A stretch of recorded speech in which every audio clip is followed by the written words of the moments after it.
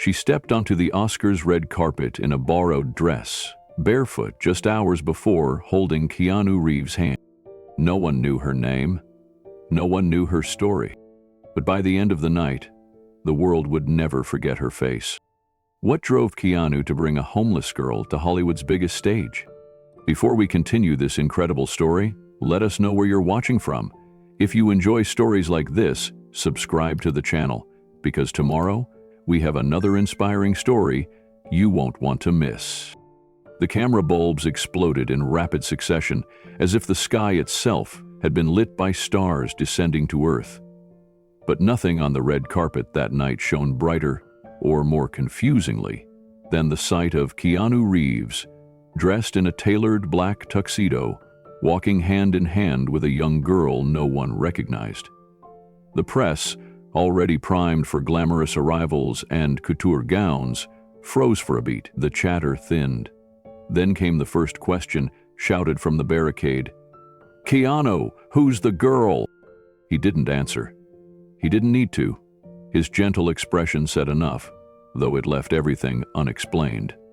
The girl beside him was barely 17. Her hair was neatly tied back, but hadn't seen a professional touch. Her dress, borrowed from a junior stylist's intern, hung a little awkwardly on her small frame. Her shoes, slightly too big and visibly worn, clacked uncertainly against the luxury event flooring, and yet she walked beside him, shoulders straight, eyes wide, mouth almost trembling, as if clinging to some invisible courage. Keanu leaned in close and whispered something in her ear. She gave a small nod. Then he lifted her hand gently and gave it the smallest reassuring squeeze. Photographers noticed the moment, and for a second, the mood shifted. This wasn't a PR stunt. This wasn't a date reveal. Something deeper was happening. She flinched as the lights flared again. The crowd surged. Security moved in a little closer. But Keanu never let go. His stride was steady, a quiet signal to everyone watching that she was with him. And that was all that mattered. More murmurs rippled along the press line. Someone in a headset whispered into a mic, "Who is she? Anyone have her ID?" Producers scrambled. Publicists leaned in and squinted at the girl's face, scanning memory files for any resemblance to up-and-coming ingenues. But she wasn't an actress. She wasn't a rising star.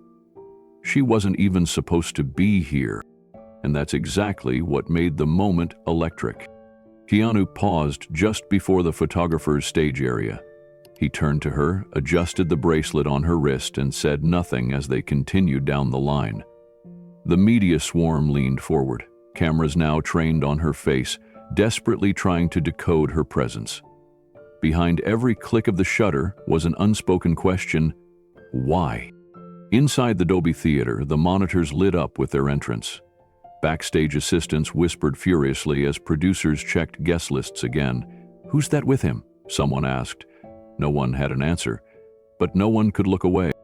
Outside, a veteran entertainment reporter named Carla James lowered her camera for a moment.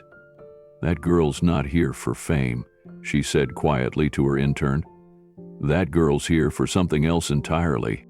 And she was right, because what no one could see in that moment was the story that led to this one. The months of silence, the unexpected meeting, the act of compassion that had changed everything. But on the red carpet, where image is everything, Keanu was making a quiet statement that went far beyond fashion. And the world was just beginning to notice. Keanu didn't speak as they moved forward, but his posture said everything. Calm, steady, protective. The young girl, no older than 17, clung to his side with wide eyes. Her name was Maya, though no one there knew that yet. Her dress, simple and second-hand, didn't shimmer like the sequins around her, but it floated in the breeze with a quiet grace that seemed more honest than anything else on the red carpet. A reporter in a glittering gown leaned forward with her microphone. "Keanu, who's your guest tonight?" she asked, expecting perhaps a co-star or an emerging actress. He paused, looked at Maya, then gently shook his head. "Just someone I believe in," he said. The answer wasn't enough for the cameras, but it was enough for Maya. Her grip on his hand tightened as a new wave of flashes exploded around them. Someone shouted, "Where's she from?" Another asked, "Is she your niece?" A man off to the side muttered, "Publicity stunt." Keanu didn't flinch. Instead, he led her forward with slow, purposeful steps. The carpet ahead was lined with A-listers, photographers, and socialites, all now turning their heads. Maya looked down, trying to shrink into herself, but Keanu paused and whispered, "Stand tall." It wasn't just encouragement, it was a command wrapped in kindness, and she obeyed.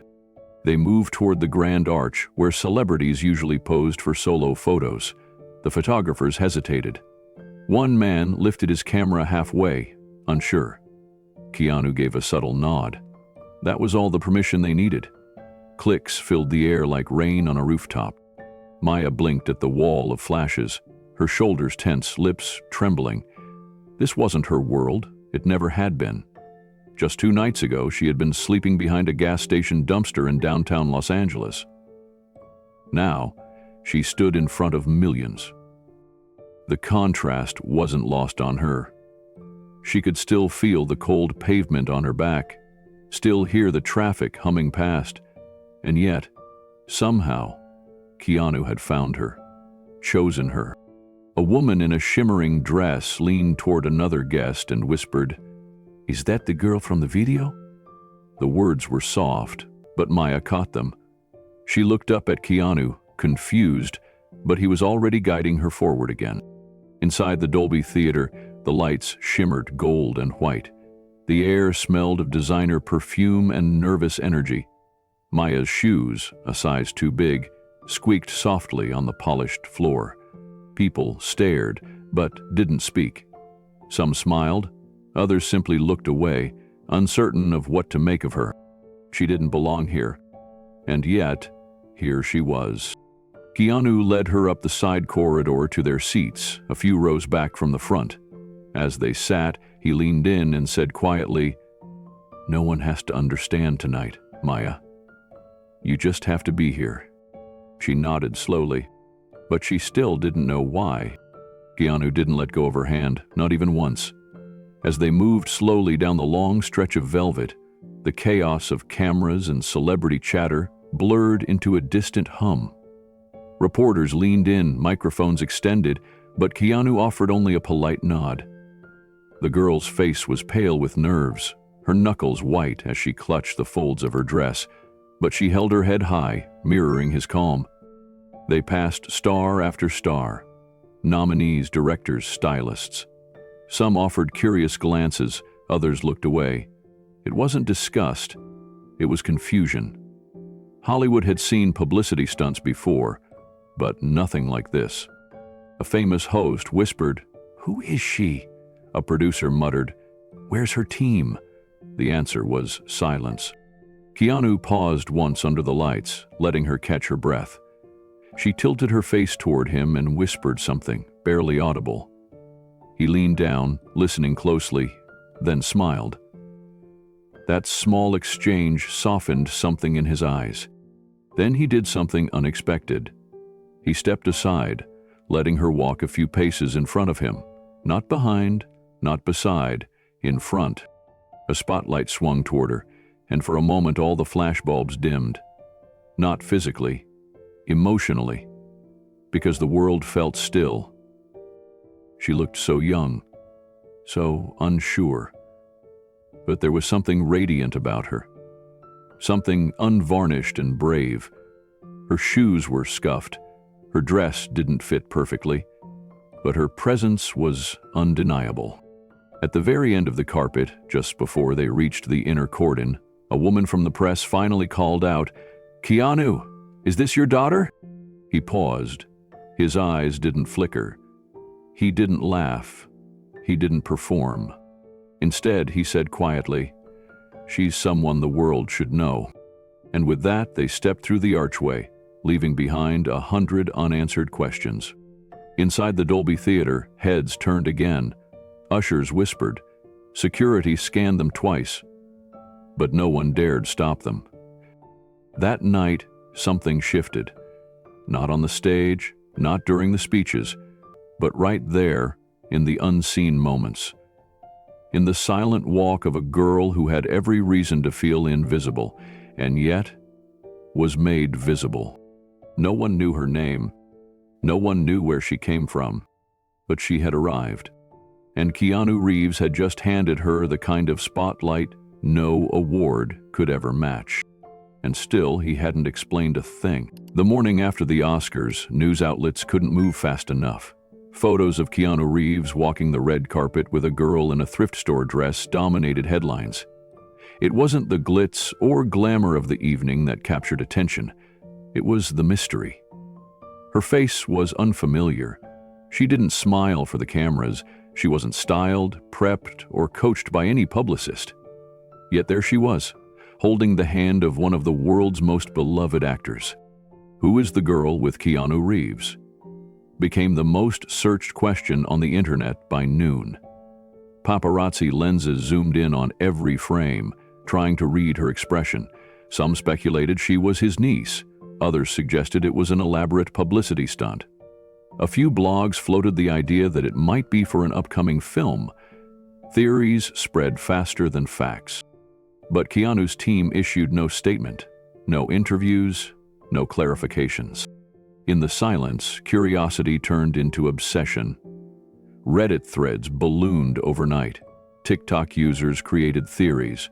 One influencer claimed she recognized the girl from a casting call. Another insisted she saw her on a missing persons poster.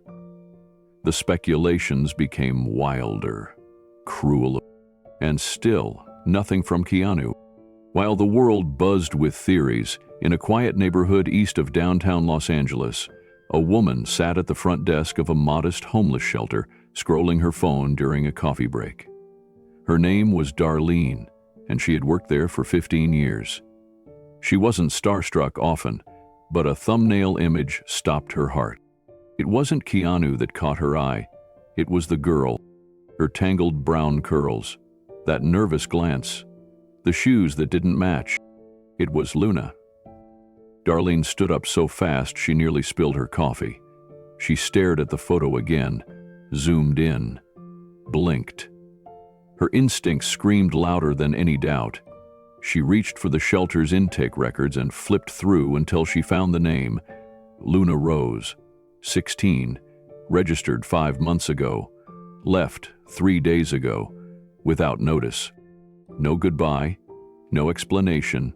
No one had heard from her since. And now, she was sitting next to Keanu Reeves at the Oscars? Darlene grabbed the landline and dialed the director's number. Her hands shook as she explained. Within an hour, the entire shelter staff had seen the photos. Emotions ran high. Confusion, hope, fear. They didn't know what to think. Meanwhile, in Hollywood, the red carpet moment continued to ripple. Entertainment hosts speculated endlessly. Twitter exploded with questions, but none of them knew what was coming. The truth wasn't just unexpected. It was a story deeper than anyone imagined. By that afternoon, a few sharp-ached viewers began connecting dots. A former volunteer at the shelter named Joaquin recognized Luna's photo in a viral Instagram story and commented, "That's Luna from Haven Place. She's been missing." The comment didn't stay buried. It was screenshotted, reposted, and suddenly, the internet's speculative fire found real oxygen. Journalists started reaching out to Haven Place, but the shelter declined to speak publicly. They weren't interested in spectacle. Their priority was simple: Luna's safety. Darlene and the director, Sheila Monroe, huddled together in Sheila's office, trying to determine their next move. Should they contact the police? Reach out to Keanu's team? Or just wait and hope Luna would return? "She left of her own will," Sheila said quietly. "We don't know what she's been through these past few days." Darlene added, "But if she's with Keanu Reeves, maybe she's okay." Sheila sighed. "Or maybe she's not. That world eats people alive." Back at the Oscars, Luna sat quietly at Keanu's side. The ceremony had already started. Her hands rested in her lap, and her gaze drifted from the stage to the towering lights above. She looked out of place, but not to Keanu. Saying to him, she looked exactly where she was supposed to be. He leaned down once during a commercial break and whispered something. She nodded. She didn't smile, but her shoulders eased, just slightly. The cameras didn't capture their exchange, but for those seated nearby, it became the only thing they remembered that night. Not the acceptance speeches, not the gowns or gossip, just the sight of a superstar comforting a girl who didn't seem to belong, yet somehow did. By the next morning, one photo in particular had gone viral. It showed Keanu kneeling beside Luna before they walked the red carpet, helping her adjust her shoes. The caption read, "Not a headline, just a human." It struck a nerve. Suddenly, the tone of online commentary shifted. The trolls faded. The curiosity softened. People wanted to know, not for gossip, but for something deeper. Who is she really? Where was she with him? What's her story? But those answers wouldn't come quickly. Keanu still hadn't said a word. No social media posts, no statements to the press. He continued with his day as if nothing unusual had happened. But Luna's photo followed him everywhere now. News vans began showing up near Haven Place. They camped outside. They pestered staff. But Darlene stood firm at the door. "She's not a story," she told one reporter. "She's a person." Inside, the shelter remained quiet. Luna's bunk was still made the way she left it. Her small pile of books sat untouched.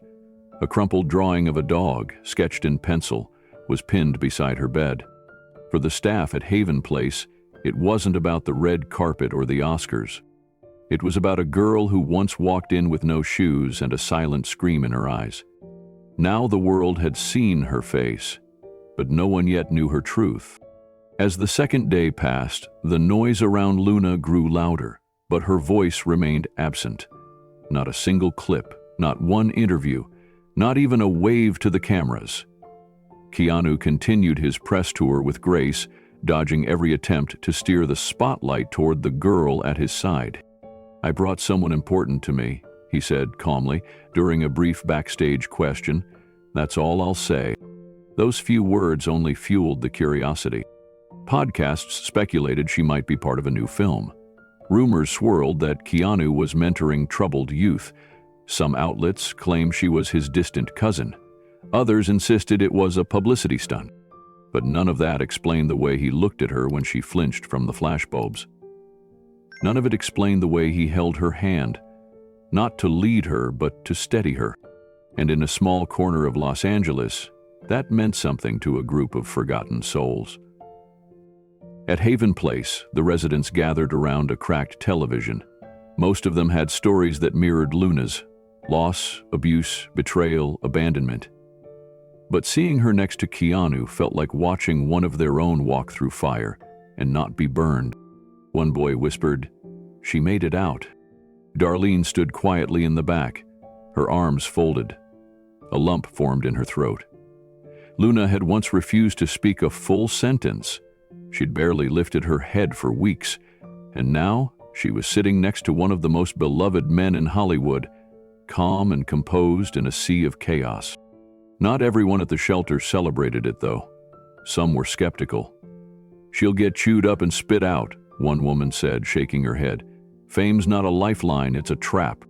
But even she watched. The third morning brought something unexpected. A letter. Hand-delivered to Haven Place in an unmarked envelope. No return address, just a folded piece of thick ivory paper. Inside, a handwritten note in careful script. "Please tell Darlene I'm safe. I didn't forget where I came from. I just needed someone to walk beside me when I couldn't stand. I'll come back when I'm ready. Love." There were no details, no explanations, but Darlene didn't need them. She closed her eyes, pressed the letter to her chest, and whispered a silent prayer of thanks. Wherever Luna was, whatever road she was walking, she wasn't walking it alone anymore.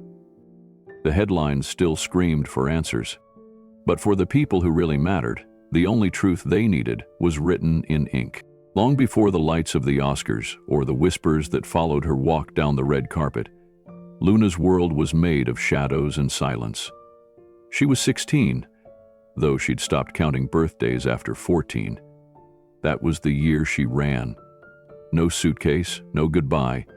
Just a cracked window, cold air, and the sound of her own heartbeat pounding like footsteps in her chest.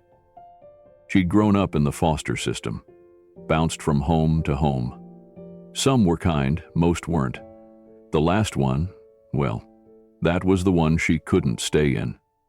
The bruises she covered with sleeves, the silence she was taught to keep. The night she left, it was raining, her socks soaked before she made it 2 blocks from the house. That night she slept under a bench at Griffith Park, curled up like a question mark. Why me? Why no one? She didn't cry. She couldn't. There was no one left to hear her. From that point on, life was about staying invisible. She became an expert in shadows. Her shelters changed depending on the season. An empty storage unit when she was lucky, the corner of a derelict parking garage when she wasn't. At times, the freeway overpass roared above her like thunder, an angry reminder of the world speeding by, unaware she even existed. She ate what she could, usually scraps, sometimes nothing. But even on the worst days, she clung to one thing: a battered spiral notebook she carried everywhere. It was her most valuable possession. The pages were wrinkled and warped from rain, but inside were her poems, her world, her memories, her voice. She wrote to survive, wrote to remind herself she still existed. Some poems were angry, others were hopeful. One, smudged and barely legible, simply read, "Someday I'll be seen." But no one saw her, not really, until that morning behind the bakery on Sunset Boulevard. She had been digging through a trash bin, hands numb, when she saw a man kneeling beside a cluster of shopping carts. At first, she didn't register his face, just the gentle way he handed a sandwich to a woman wrapped in a blanket. Then another to a young man with dirty jeans and vacant eyes. No cameras, no crowd. And then she saw his eyes. Soft, steady, familiar. It was Keanu Reeves. Not the man on magazine covers, not the one on movie posters. This man was dressed plainly, hoodie up, beard unshaved, his hands trembling slightly as he offered food without fanfare. Luna froze, not out of fear, but disbelief. He looked at her, and for the first time in what felt like years, someone didn't look past her. He met her eyes, held them. No judgment, no pity, just presence. And then, in the most unexpected moment of her life, he said 4 words. "Are you okay, miss?" That was the beginning of everything. Luna didn't know what to say. Her first instinct was to run, to disappear back into the alleys where no one asked questions. But something about his voice stopped her. It wasn't pity. It wasn't fear. It was stillness. Like he meant it. Like he actually wanted to know. She nodded once, slowly. "I'm fine," she muttered, even though she wasn't. Keanu didn't press. He just reached into the paper bag he was holding and handed her a sandwich wrapped in foil. "You look cold," he added gently. "There's a place down the street that gives out jackets around this time, if you want." She looked at the sandwich, then back at him. Her stomach growled before she could even say thank you. He smiled and stood up, letting her decide, and then he moved on to the next person, as if this was just a regular part of his day. Luna watched him go, her fingers clinging to the sandwich like it was a lifeline. For the next few days, she didn't see him again. She wondered if maybe she'd imagined it. Maybe her hunger had finally made her hallucinate. But 3 mornings later, there he was again. Same hoodie, same paper bag, same quiet kindness. This time, she wasn't alone. She was huddled next to a woman named Rita, who had lost her kids to the system. Keanu didn't seem surprised to see Luna again. He just nodded, offered food, and moved along. It became a routine after that. He'd show up once or twice a week. No fanfare, no entourage. Sometimes she saw him sit on the curb next to an old man with no shoes and just listen. One morning, Luna worked up the courage to ask, "Why are you doing this?" Keanu had paused. Then, with a shrug, he said, "Because I've been on the other side of silence before." That answer stayed with her. It looped in her mind whenever she scribbled into her notebook. She didn't know what he meant exactly, but she believed it. It was a strange kind of hope. Not the big, movie-type hope, but the quiet, steady kind. The kind that shows up in a hoodie when no one's watching. The kind that gives a homeless teen a sandwich and makes her feel like a person again. One day, after he handed her food, he pointed to the notebook she always held close. "You a writer?" Luna blinked. "I want to be." He smiled. "You already are." No one had ever said that to her. No one had even asked. And in that moment, something cracked open inside her. The same streets were still there, the same danger, the same loneliness. But now there was something else, too. A thread, a connection, a beginning. She didn't know it yet, but her life was already changing. That winter, Los Angeles had one of its coldest rainstorms in years. Luna was huddled beneath a collapsed tent near the edge of a freeway ramp, her fingers wrapped around her damp notebook. The ink had begun to blur in places, but she couldn't bring herself to throw it away. It held too much of her. Too many nights, too many memories. The rain seeped into her bones. Her breath came out in shaky bursts. She was used to being invisible, but that night she felt like she might disappear completely. That was when she saw the car. It pulled up slowly, headlights dimmed. She tensed, clutching her bag. But then the door opened and out stepped Keanu Reeves, carrying a thermos and a thick, folded blanket. "I thought I might find you here," he said softly. She stared at him, stunned. Why are you here?" He crouched beside her, placing the blanket over her shoulders. "Because no one should be alone in weather like this." She looked down at her trembling hands, ashamed. "I don't want charity." He shook his head. "It's not charity, Luna. It's kindness. You've had more than your share of pain. That shouldn't be your whole story." Something broke in her then, not in a loud, dramatic way, but like a wall quietly giving way. She started to cry. Silent, shaking tears that had waited years to fall. Keanu didn't say anything. He didn't try to stop her or change the moment. He just sat beside her, letting her cry, letting her exist. When the storm finally eased, he handed her the thermos. She took a sip and found it was warm herbal tea. Not coffee, not cocoa. Tea. Like someone had thought about what might actually soothe her. "You ever been to the Oscars?" he asked suddenly, a small smile on his face. She laughed through the tears. "Me? Yeah, you." She wiped her face with her sleeve. "I've watched them on TV, once. From a store window." He looked her in the eyes. "I think you deserve to be seen, not just watched. Seen."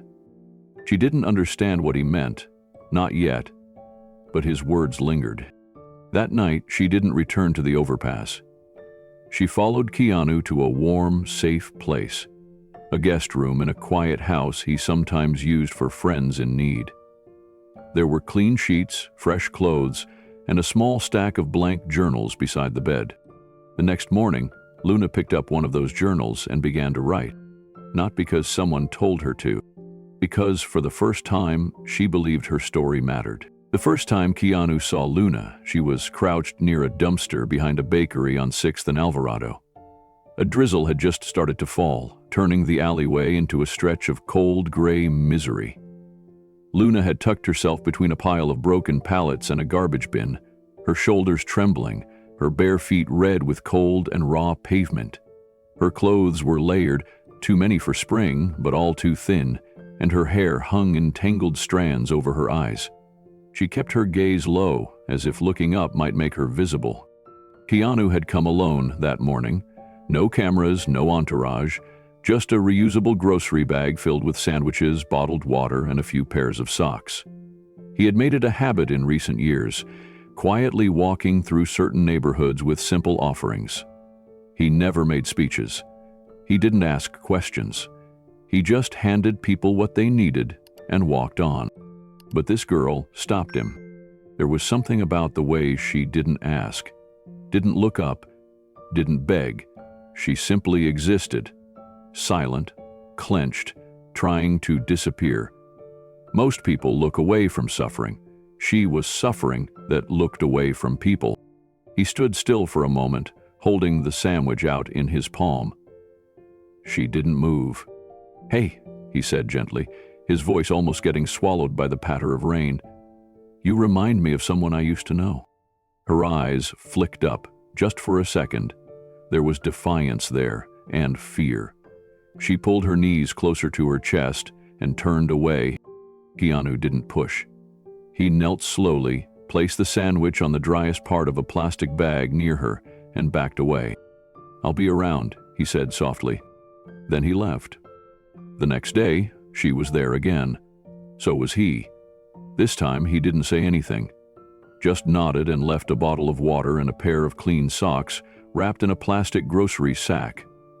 Again, she said nothing, but he noticed she took them after he left. The third day, he left a small paperback novel of mice and men alongside the usual offering.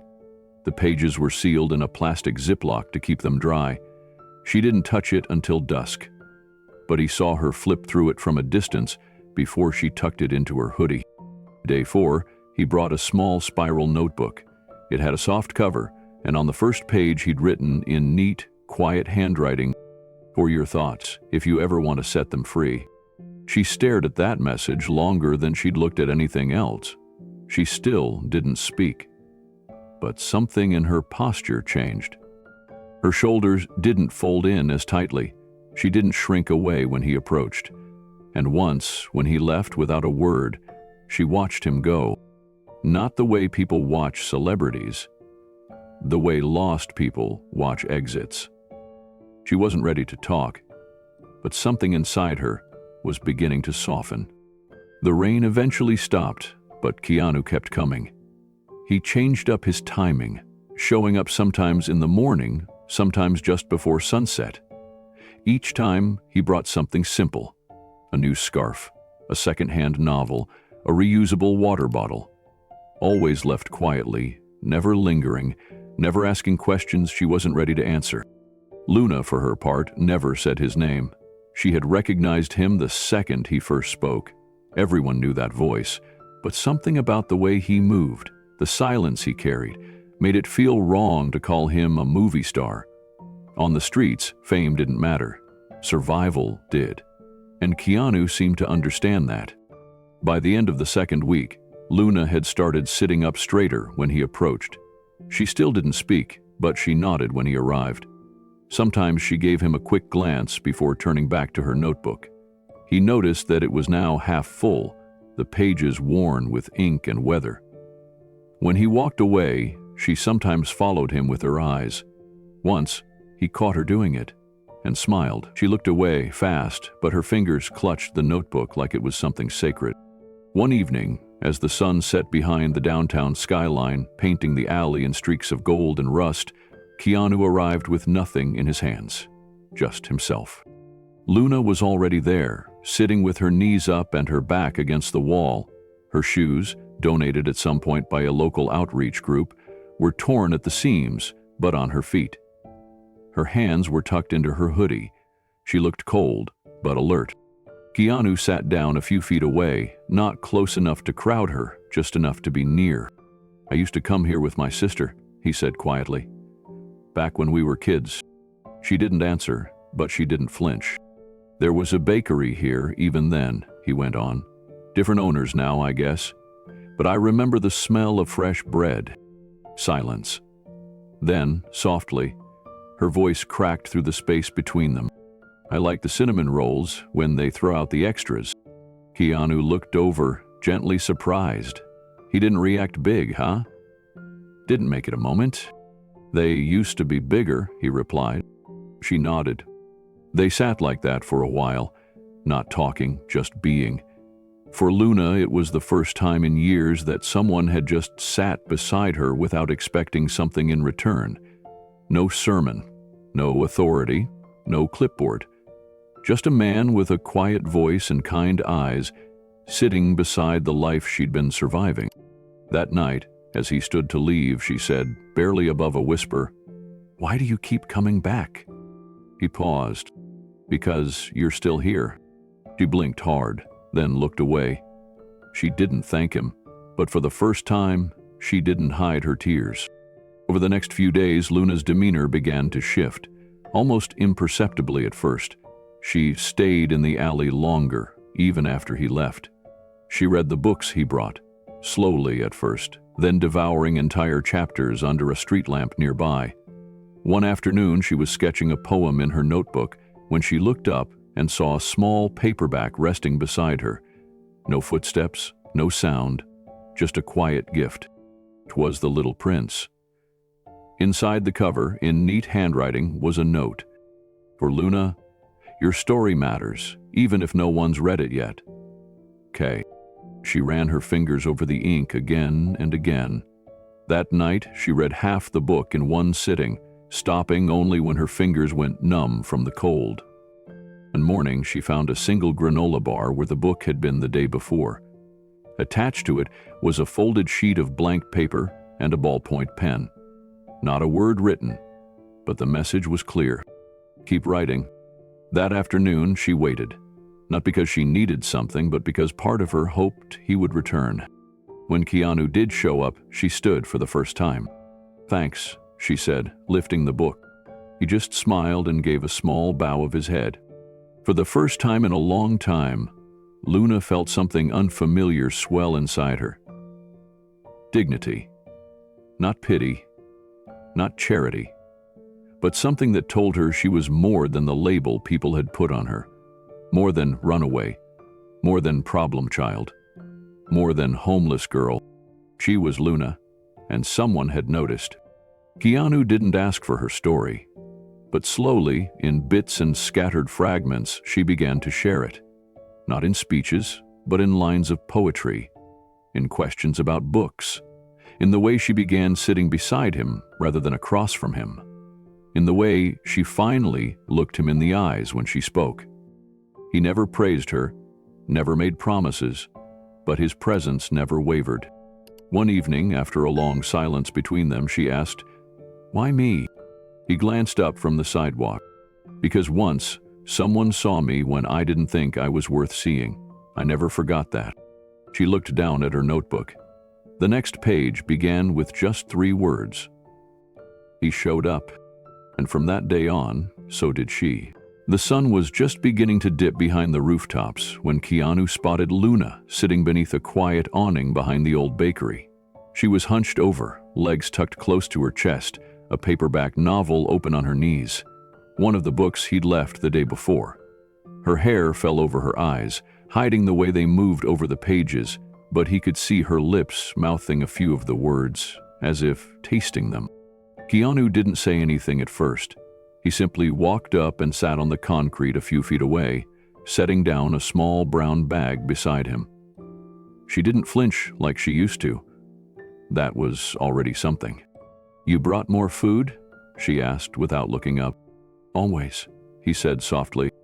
She glanced over, then went back to reading. After a long pause, she said, "I didn't think people like you noticed people like me." Keanu looked at her gently, letting her words settle in the air. "That's the problem," he said. "Most of us don't." Luna turned a page, but she wasn't reading anymore.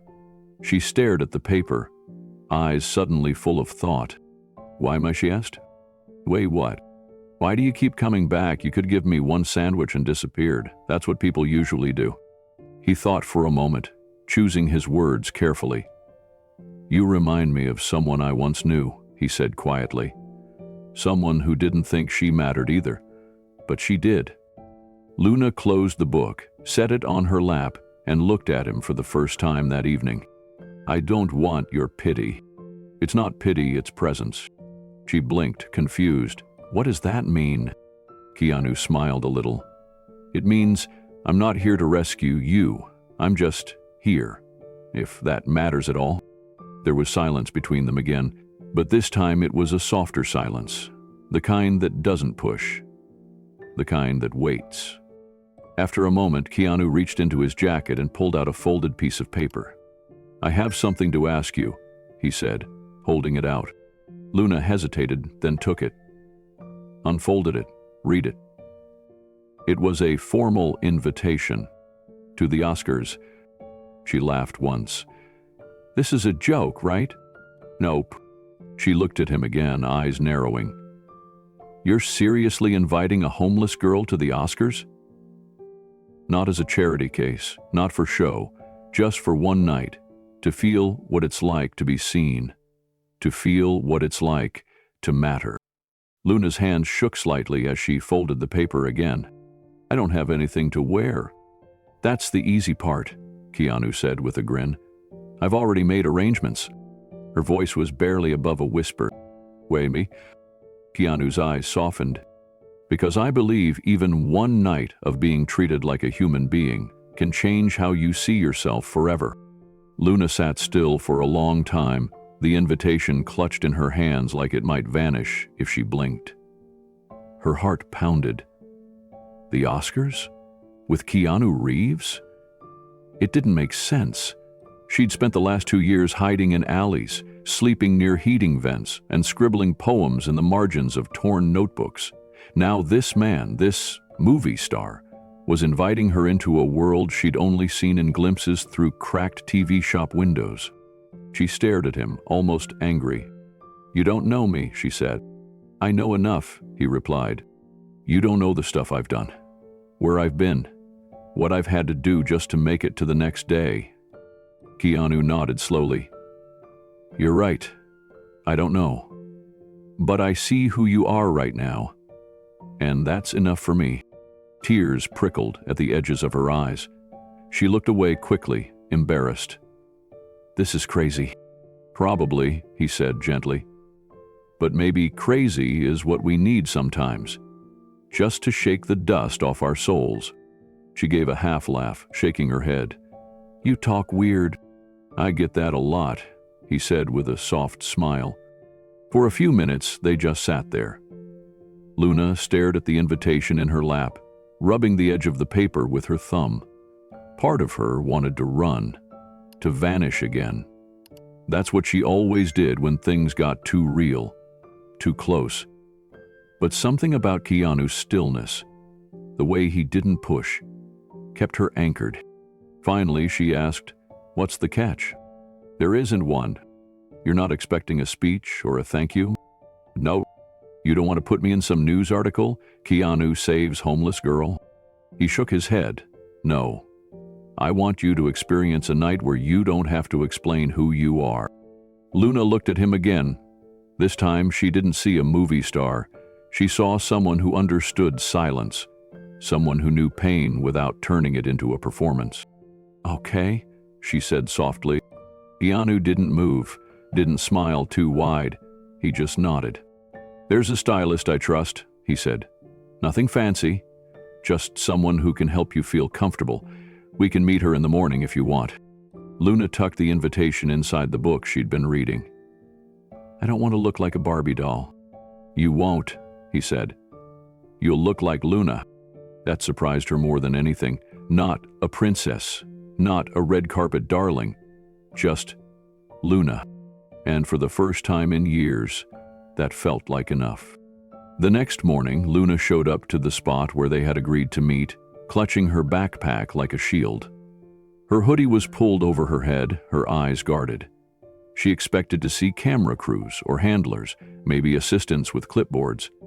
But Keanu was there alone, sitting on the curb, sipping coffee from a paper cup like it was any ordinary day. "You came," he said. She gave a small shrug. "Still think this is nuts." He stood and offered her a second cup. "Yeah, me too." They walked together in silence, turning down a quiet street to a modest studio tucked between a laundry shop and a bookstore.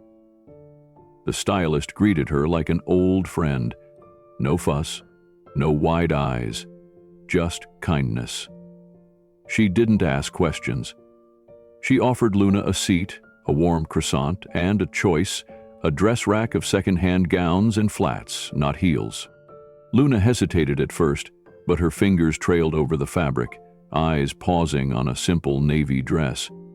It wasn't flashy, it wasn't glamorous, but it felt like something she might have worn in another life, a life where someone cared if she got home safe.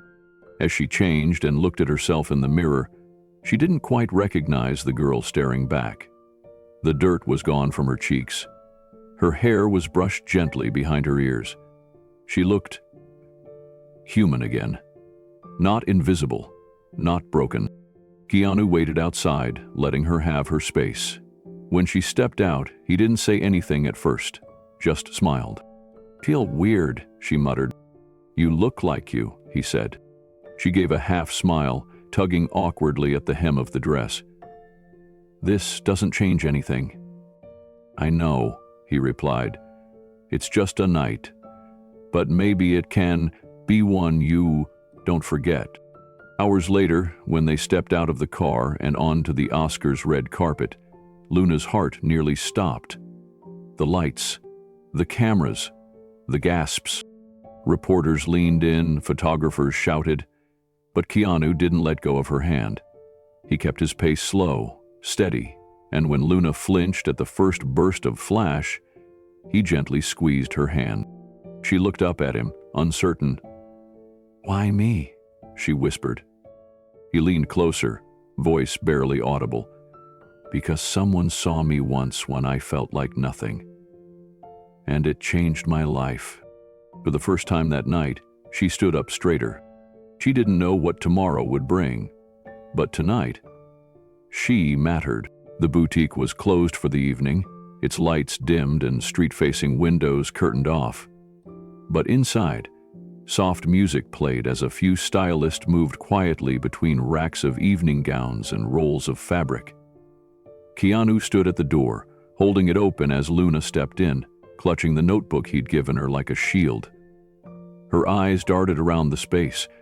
Velvet curtains, gold-framed mirrors, and mannequins draped in silk. It didn't feel real. "Hey, Luna," Keanu said gently, placing a hand on her shoulder. "These are some of my friends. They're here just for you." Luna didn't speak. Her fingers gripped the hem of her oversized hoodie tighter. One of the stylists, a woman named Camille, stepped forward. She had gentle eyes and silver rings on every finger. She didn't gush, didn't crowd Luna. Instead, she knelt slightly to her height and said softly, "We heard you're going somewhere important tomorrow, so we thought you might like to feel as special as you are." The words landed differently than Luna expected.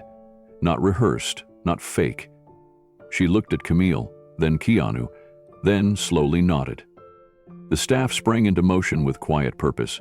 Racks were rolled out, dresses in soft blues, deep reds, and creamy whites shimmered under the boutique's warm lights. But nothing too loud. Luna flinched when a sequin-heavy gown was pulled, and Camille gently redirected the stylist toward simpler silhouettes. They let Luna touch the fabric, hold up sleeves, and press velvet to her cheek. Every now and then, Keanu would make a joke, something small and silly to cut through the quiet tension in her shoulders. At one point, he pointed at a puffy gown with rhinestones and asked, "Too subtle?" Luna smiled for the first time since arriving. Eventually, she gravitated toward a tea-length dress the color of dusk, soft lavender with a modest neckline and a satin sash. It was simple, almost old-fashioned, but it looked like something out of a dream. "Would you like to try it?" Camille asked. Luna hesitated, then followed her into the fitting room. When she emerged 10 minutes later, her bare feet poking out from under the hem, the room went silent. Even Keanu paused. She looked small, delicate, and unpolished, but she looked like herself, The dress didn't transform her into someone else. It let her be seen. Camille reached for a mirror and held it up. Luna stared at her reflection like she didn't know the girl staring back. "We'll hem the bottom, just a little," one seamstress said. "And shoes. We'll find you something that won't hurt your feet." Luna lowered her eyes, her voice barely audible. "I haven't worn shoes in almost a year." No one said anything for a moment. Then Keanu stepped forward, a quiet look in his eyes. "Let's fix that tonight." Within minutes, a stylist returned holding a shoebox like it was made of glass. She opened it carefully in front of Luna. Inside were soft, silver ballet flats with padded soles and a delicate ribbon across the top. Nothing flashy, nothing loud, just comfortable, quiet elegance. Luna reached out, then paused. "They're too nice." Keanu crouched beside her. "So are you." He helped her slip one on. It fit perfectly. The other went on, and Luna stood up slowly, almost unsure of her footing, but once she did, her back straightened. Not because she was trying to impress anyone, but because for the first time in a long time, her body didn't hurt. The cold, the pavement, the endless walking, it was gone. If only for tonight. The seamstresses made their final measurements while Camille gently brushed Luna's tangled hair. No curling irons, no heavy sprays. Just a simple braid tucked to the side with a pearl pin. Someone offered to do makeup, but Keanu held up his hand. "She's beautiful enough." Luna turned to him. "I don't have to look like everyone else." He smiled. "No, just like you." The boutique stayed open far later than normal. People who had styled celebrities for decades were now sewing a hemline for a girl who had slept under a freeway bridge last week. Not one of them asked for press, for payment, or for pictures. They weren't here for Keanu's fame. They were here because something about Luna, her stillness, her honesty, disarmed them. She didn't talk much, but she listened. She said thank you for every small act, and when the seamstress pricked her finger during a final stitch, Luna instinctively grabbed her hand and said, "Are you okay?" It was a quiet moment, but it said everything. Later, in a back room converted into a resting space, Keanu brought her a cup of warm tea and a blanket. "You can sleep here tonight," he said. "The alarm's set, the door's locked, you're safe." Luna looked around. It wasn't a hotel suite or mansion bedroom. Just a small sofa bed, a reading lamp, and a framed photo of the boutique team on the wall. But to her, it felt like a castle. She set her notebook on the side table and looked up. "Why are you doing this?" Keanu didn't sit. He just stood in the doorway and said quietly, "Because someone once did it for me." Then he added, "You don't owe me anything, Luna. Tomorrow's not about paying anything back. It's just about being seen." And with that, he gently closed the door behind him. Luna sat for a long time in silence, the blanket pulled to her chest, listening to the quiet hum of safety. Eventually, her eyes closed, not from exhaustion, but peace. For the first time in years, she slept through the night. The morning light filtered in through the small window as Luna blinked awake, disoriented by the absence of noise. No traffic, no sirens, no shouting. Just the soft rustle of fabric outside the door and the faint scent of warm pastries. She sat up slowly, afraid it had all been a dream. Her eyes darted to the little table. The notebook was still there. The silver shoes tucked neatly beside the bed. The gown, hanging where the seamstress left it. It was real. A quiet knock came, then Keanu's voice. "You decent?" She smiled. "Yeah." He pushed the door open, holding a white paper bag. "They saved you a croissant." Luna took it and sat cross-legged on the bed, her fingers tearing into the flaky crust like a ritual. "What time is it?" "Just after 10. We've got a few hours before the madness begins." He sat beside her, not too close, just present. She looked at him between bites. "Do you really want me to come with you?" "Only if you want to." But what if people ask who I am? Keanu sipped his coffee. Then I'll tell them the truth. She tilted her head. That you're someone brave, that you've survived things most people couldn't imagine, that tonight I get to walk beside a real warrior. Luna's eyes filled, but she looked away, pretending to focus on the croissant. What if I mess it up? You won't, he said. And even if you did, people forget movies. They remember moments. The boutique soon came alive again. The stylists returned with final touches, and Camille brought a delicate silver bracelet from her own collection. No pressure, honey. Just wear it if you want, she said, placing it in Luna's palm. He did. When the time came to dress, Luna stood in front of a tall mirror. The reflection staring back at her felt unfamiliar. Not because she looked transformed, but because, for once, she looked seen. Keanu returned dressed in a simple black suit. No designer fanfare, no flashy trim, just clean lines, quiet elegance. When he saw her, he stopped short.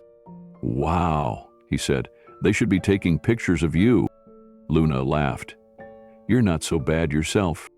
The drive to the Oscars was quiet at first. Luna looked out the window, absorbing a city she'd only ever walked. Now she was passing by marquees, lit billboards, and long limousines, inside a world she never thought she'd even glimpse. As they pulled up to the red carpet entrance, the publicist in the front seat turned back. You ready? Luna hesitated. Keanu leaned in. Just remember what I said. You don't have to smile. You don't owe the world anything. She nodded slowly. The door opened, flashbulbs exploded. And as Keanu stepped out first, the crowd expected what they always expected. Another glamorous arrival, another model or actress at his side. Instead, they saw a girl in a simple dress, standing with her chin raised but hands trembling. Keanu reached for her hand. She took it, and together they stepped into the lights, not to perform, but simply to be. Well, he said. Luna had never seen anything like it.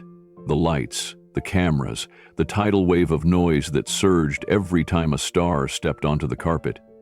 It was overwhelming.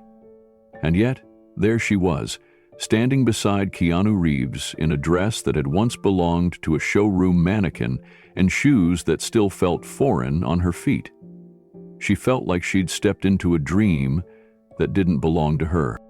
Inside the Dolby Theater, the buzz only intensified. Keanu kept close to her, never letting her feel lost. But Luna could feel the stares. Not the curious, admiring kind, the kind that dissected, judged.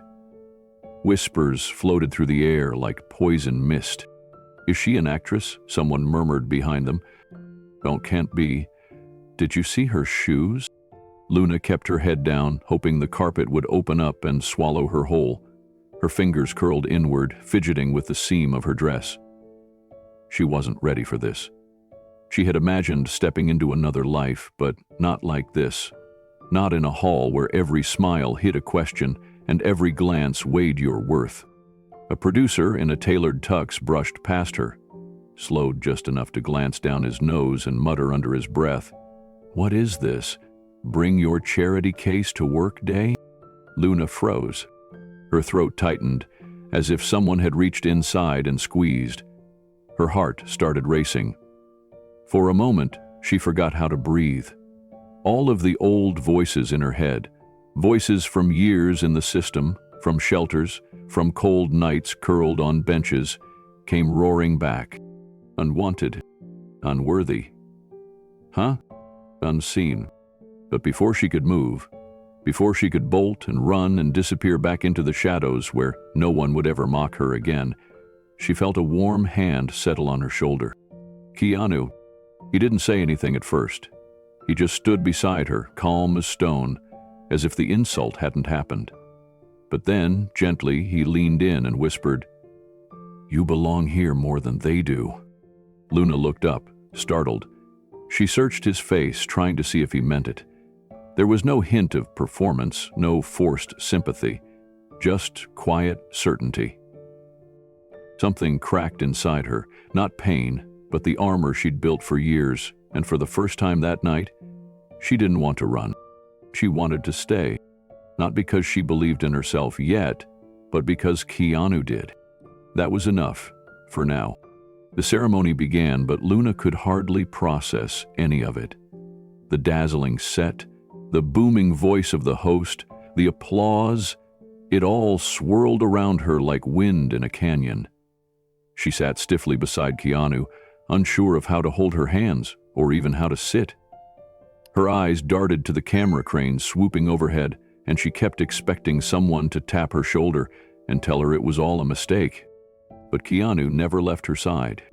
Every time a spotlight scanned across the room, he leaned slightly toward her, shielding her from the glare without a word. When waitstaff passed by with hors d'oeuvres, he gently gestured toward her first. She declined every time, not out of pride, but fear she might eat the wrong way, spill something, or worse, be laughed at for even trying. The people seated near them avoided eye contact. A few offered polite smiles, but most simply glanced, judged, and turned back to their conversations. She heard someone 2 rows ahead whisper to their date, "Is this some kind of social experiment?" Followed by a soft laugh. Luna's face burned. She gripped the folds of her dress, her knuckles white. She could feel the room closing in. Everything that had built up over the last few days, the boutique, the warmth, the sense of safety, felt like it was unraveling under the weight of invisible sneers. Keanu leaned closer again, his voice barely audible over the applause for an award being handed out. "You okay?" She nodded too quickly. He waited. Then she whispered, "They all hate me." "No," he said, steady. "They just don't know you." She glanced sideways at him. "Then why bring me here?" "Because you deserve to see what people hide behind all this," he said. "And because I thought you might show them something they've forgotten." Her throat tightened. "You think I'm strong enough for that?" Keanu paused for a moment, then replied, "You've lived through things they couldn't survive for a day. That makes you stronger than anyone in this room." It wasn't flattery. It didn't feel like some Hollywood line meant to comfort her. It was the kind of truth she hadn't heard in years, if ever. And slowly, something shifted inside her. She sat up straighter, not to perform, not to impress, just to exist fully, in her own skin. Her hands stopped trembling. She didn't smile, but she didn't flinch either. Luna had been called many things in her life: runaway, ghost, trash. But tonight, with Keanu beside her, she allowed one more word to sink in. Just a guest in this strange, glittering world she never thought would welcome her. As the ceremony continued, something even more surprising began to unfold. During a tribute segment, the camera panned across the room, and Luna's face briefly appeared on the massive screen above the stage. The room hushed, not because of her, but because Keanu's calm presence beside her reminded everyone of what they had seen earlier on the red carpet. Online, the moment lit up social media. Screenshots flooded Twitter, memes were created in seconds, but for Luna, it wasn't about the trending tags or attention. It was about how she was being seen, not mocked. One presenter, an older actress known for her activism, noticed Luna during a break.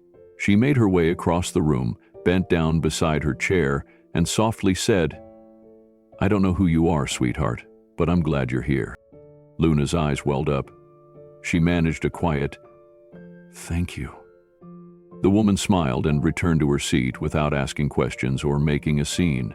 That simple act, gentle, anonymous, kind, was like a drop of water on parched ground. Backstage, some staff members whispered about Keanu's choice of date. One makeup artist asked aloud, "Is she in a new movie or something?" Agrip shrugged. "No idea, but did you see the way she looked at him? Like he was safe." That was exactly what he was. Later, when the in memoriam section rolled across the screen, Luna clutched the small notebook she had tucked into her clutch. It was the same one she wrote in during the coldest nights, the same one Keanu had seen the corner of once and asked, "You a writer?" She never answered. But now, sitting in a theater full of people she'd once only seen in magazines, Luna let her fingers rest on that notebook like a talisman. She wasn't there because she had earned it through fame, wealth, or influence. She was there because someone believed she mattered before the world did. The final award of the night arrived. Keanu didn't win anything. He hadn't even been nominated that year. But as the ceremony ended and people began to stand, stretch, and reach for their coats, Luna stayed seated. For a brief moment, she allowed herself to take it all in. The room, the lights, the scent of perfume and polished wood, and most of all, the fact that she hadn't disappeared in it. She had walked through the fire of judgment, of whispered cruelty, of blinding exposure, and she was still here. Keanu touched her shoulder and asked, "You ready to go?" She nodded, then paused, and for the first time that night, she whispered back, "Thank you for seeing me." Keanu didn't respond with words. He just smiled, and they walked out together, not as a spectacle, not as a stunt, but as two people who understood that sometimes presence is the most radical form of love. The applause faded into a hush. The room dimmed as the tribute segment began, casting a soft glow across the velvet-draped auditorium. Keanu sat with his hands calmly folded in his lap, Luna beside him, her posture stiff and uncertain.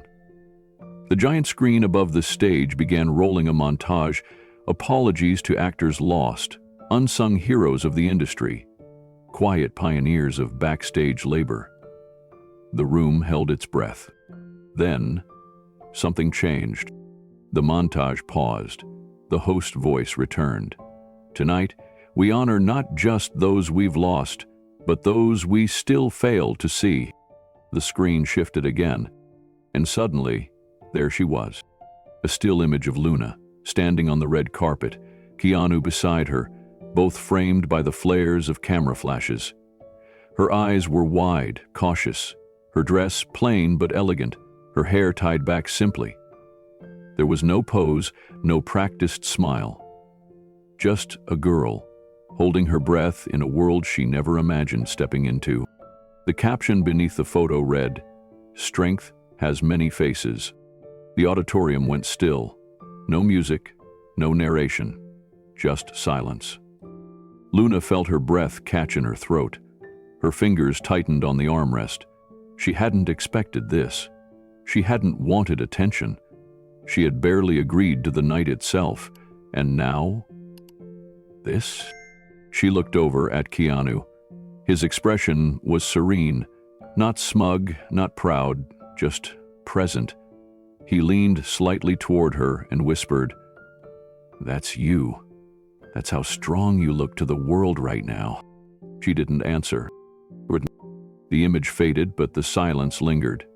It wasn't the kind of hush people gave to celebrities or award winners.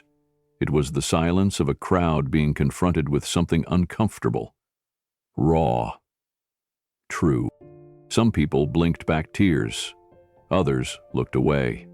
A few whispered into their partner's ears, unsure how to respond. Luna's heart pounded. Her face felt hot. Her hands trembled in her lap. She had been invisible for so long, just another girl curled under a bus stop or rummaging through dumpsters, just another child people crossed the street to avoid. And now she was here. Not as an object of pity, not as a project, but as a symbol of something deeper. Her own pain, her survival, her refusal to disappear. She looked back up at the screen, now dark again. The next tribute was already rolling, and the moment was moving on. But she wasn't. Keanu leaned over again. "That silence, that wasn't for me." Luna nodded. Barely. It was the first time in her life that people had stopped, not to judge, not to shame, but just to witness her.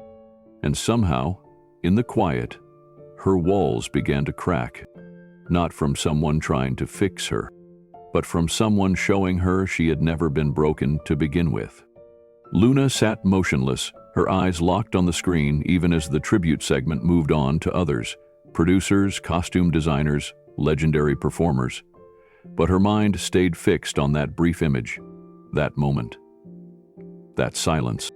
She had heard silence before, on freezing nights beneath overpasses, in alleys where no footsteps came, in shelters where cries went unanswered.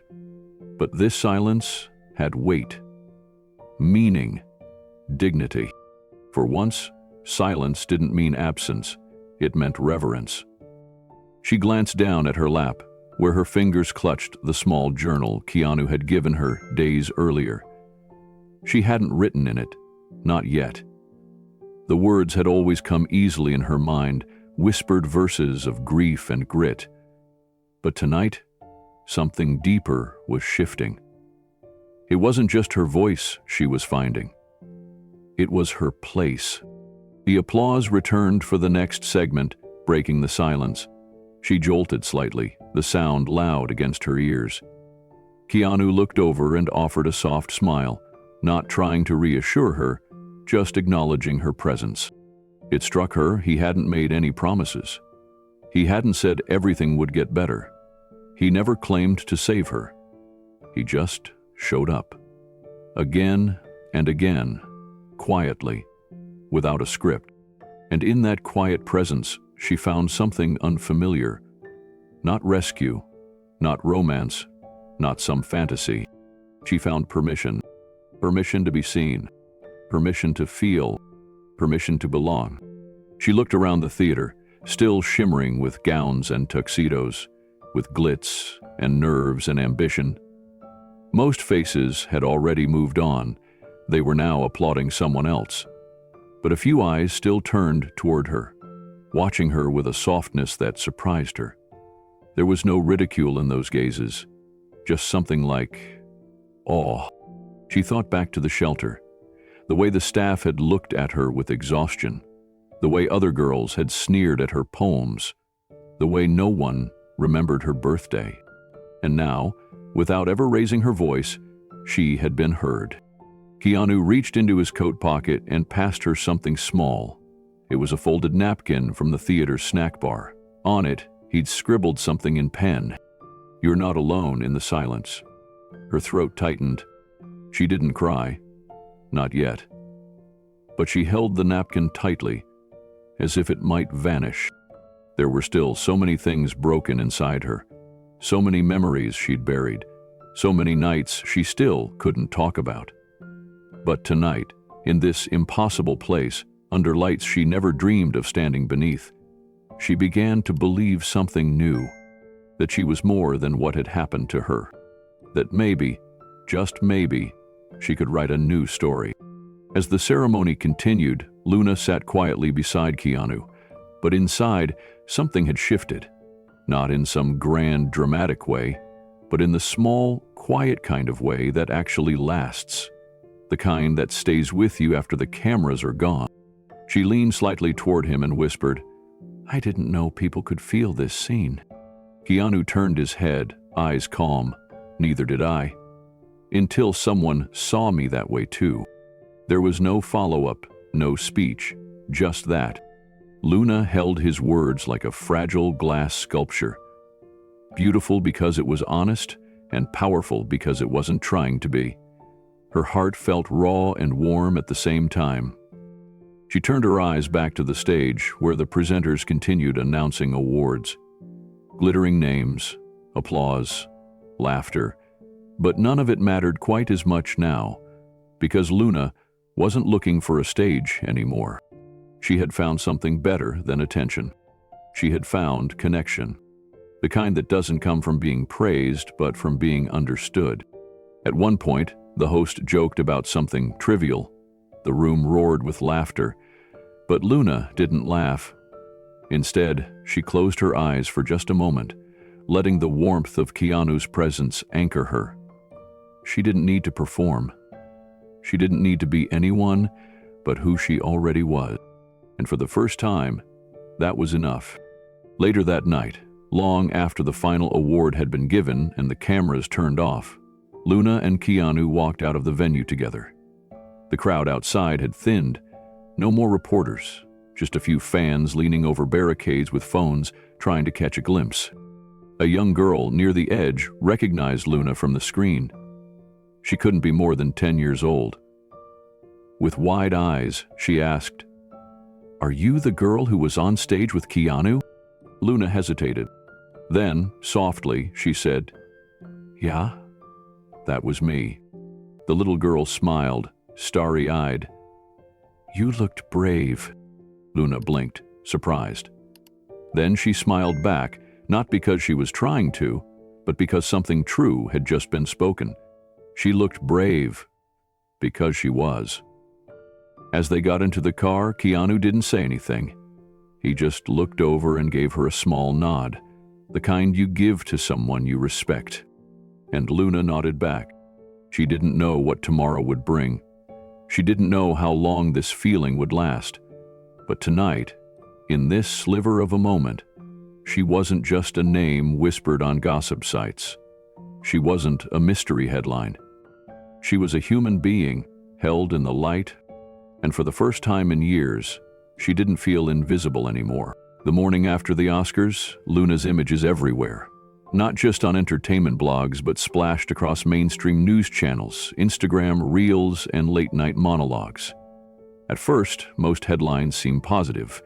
Keanu brings a guest who stole the show, from the streets to the spotlight, the unknown girl at the heart of Hollywood's biggest night. But as the media cycle spins faster, admiration curdles into scrutiny. By noon, the backlash begins. A popular gossip columnist posts a thread suggesting Keanu's act was performative. "This feels like a publicity stunt," it reads. "Where's her background check? Did no one think to vet this girl before letting her walk the carpet with a global icon?" Thousands of retweets follow within hours. Soon, anonymous blogs latch onto the idea. One writes that Luna was seen loitering behind a liquor store last month, while another invents a criminal record out of thin air, citing sources close to the shelter. Luna doesn't see all of it at once. She's still waking up late in the safe room Keanu arranged for her. A soft bed, clean sheets, sunlight slanting through tall windows. Her body is rested for the first time in years. But the peace doesn't last. By the time she opens her phone, a text from someone at the shelter reads, "Don't look at the news, just breathe." Of course, she looks anyway, and it hits like a punch to the chest. All the warmth she'd dared to feel the night before evaporates. Her throat tightens, her face flushes, with embarrassment, fear, and shame. She drops the phone onto the bed like it's on fire. Her breathing grows shallow. She knows how this works. She's seen it happen to others. When the world builds you up just to tear you down. For a moment, she considers slipping away, disappearing again. She knows how to vanish. She's done it before. But a quiet knock interrupts her spiraling thoughts. It's Keanu. He doesn't say much at first, just walks in slowly, sensing the shift in her energy. He sits near the window and lets the silence breathe between them. After a moment, he says, "You read it, didn't you?" Luna doesn't respond. Her jaw clenches. She's holding back tears. Keanu gently adds, "I was afraid this would happen. People don't always understand what they're seeing, and when they don't understand, they fill in the blanks with noise." She finally turns toward him. Her voice shakes. "They're saying I'm a liar, that this was fake, that you're just using me." He doesn't flinch. "They said the same when I gave away my Matrix salary. Said it was for headlines. But I didn't do it for them." She stares at him, unsure. He continues, "The world will always have noise, Luna. That's not our fault. What matters is your truth, and we'll protect that." Luna sits in silence for a long moment. Her heart is still pounding, but Keanu's voice cuts through the static. The idea that someone would stand beside her, even now, feels unreal, like she's borrowed someone else's life and it's about to be returned. "I don't want to be a headline," she whispers. "I didn't ask for this." "I know," Keanu says gently. "And you don't owe anyone an explanation. But if you want your story told on your terms, I can help." She looks at him, cautious, like, "A press conference?" He chuckles softly. "No. No stage. No flashbulbs. Just someone who'll listen. Someone you choose." Luna's mind races. Part of her wants to crawl back into the shadows, but another part, quieter, steadier, is tired of being invisible. For once, she doesn't want to run. She wants to speak. She wants the truth to belong to her. Keanu hands her a list. "These are a few names I trust. Journalists who don't chase spectacle. People who care more about people than clicks. You don't have to pick one today. Or ever." She scans the list. One name catches her eye. Jasmine Riley. A youth advocate, podcast host, and former foster kid. Luna vaguely remembers hearing her speak at the shelter once. She talked about surviving without bitterness, Luna says. Keanu nods. "That's her." Luna bites her lip. "Can I talk to her? Just off the record? I'll make the call." True to his word, Keanu sets everything in motion that afternoon. Jasmine agrees immediately. No cameras, no recording, just a private conversation over tea. She even offers to come to Luna's safe house. No pressure to travel or perform. That evening, Luna finds herself nervously sipping mint tea across from Jasmine Riley. Jasmine is warm, present, with eyes that don't judge. She doesn't lead with questions, she just listens. And slowly, as the sun dips behind the window, Luna begins to speak. She talks about the system, about sleeping on floors, about the smell of bleach and silence in foster homes, about how she started writing poetry just to remember who she was. She talks about hunger and cold, but more than that, about the ache of being unseen. Jasmine doesn't interrupt once. Only when Luna finally pauses does Jasmine say, "What happened at the Oscars? That wasn't a stunt. That was a mirror. You let people see what strength looks like when it's earned." Luna's eyes well up. She hadn't thought of it that way. Jasmine adds, "And if you're willing, we can let others see it too." Luna doesn't nod. She just exhales. A slow, quiet yes. Not just to Jasmine, but to herself. The next step won't be loud, but it will be hers. The next morning, Jasmine emails Luna a draft. It's not flashy, no clickbait, just the raw truth. Her truth, told with care and precision. Luna reads every word, her fingers trembling slightly as she scrolls. There are no embellishments, no labels, no exploitation. Just her journey described as it was. Painful, resilient, and still unfolding. She reaches the last line and stares at it for a while. He is not a symbol, she is a story still being written. Luna swallows hard and types a simple reply. "You can publish it." Jasmine waits 24 hours out of respect, then posts the story on her podcast blog. The response is immediate, but different from the chaos of the tabloids. There are no shouting headlines, no gossip chains, just thousands of readers sharing their own stories in the comments. Former foster kids, runaways, teachers, social workers, even celebrities quietly share the post, not with hashtags, but with captions like, "This is why we listen," or "This is the kind of story that matters."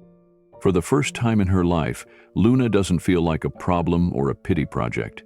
She feels like a person. Seen, not sensationalized. Heard, not handled. She turns off her phone that night and lies in bed, staring at the ceiling, not afraid of what tomorrow will bring. Keanu had said the world would always have noise, but tonight all Luna can hear is quiet. And for the first time in years, it doesn't scare her. It comforts her, because now Her voice has a place in the world. The room was small, quiet, and dimly lit. Not a flashy studio, not a national news set. Just a single chair across from a young journalist named Mariah Lane, a former foster youth herself, now working for a non-profit-run online outlet. Luna chose her. Not because she had the biggest platform, but because she understood. Keanu sat behind the camera, far enough not to be seen, close enough to offer calm. He gave her a nod. Luna took a shaky breath.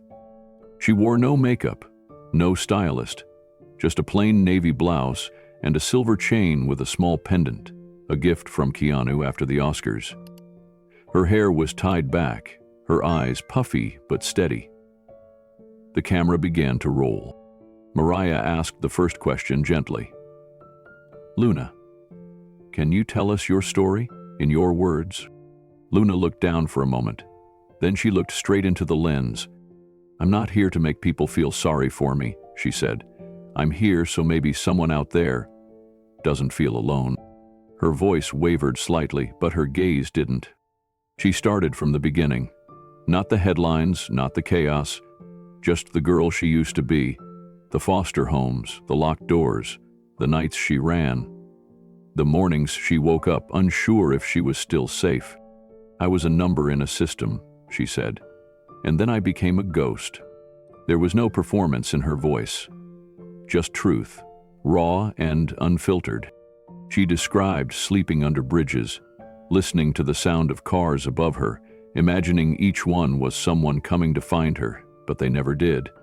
She described the cold, the hunger, the shame of being looked through like glass. Mariah sat quietly, tears forming. Luna kept going. Luna spoke about the poetry notebook she kept tucked under her coat, the one she wrote in by streetlight or using borrowed pens from library counters. Her voice grew steadier as she spoke about writing, not as a dream, but as survival.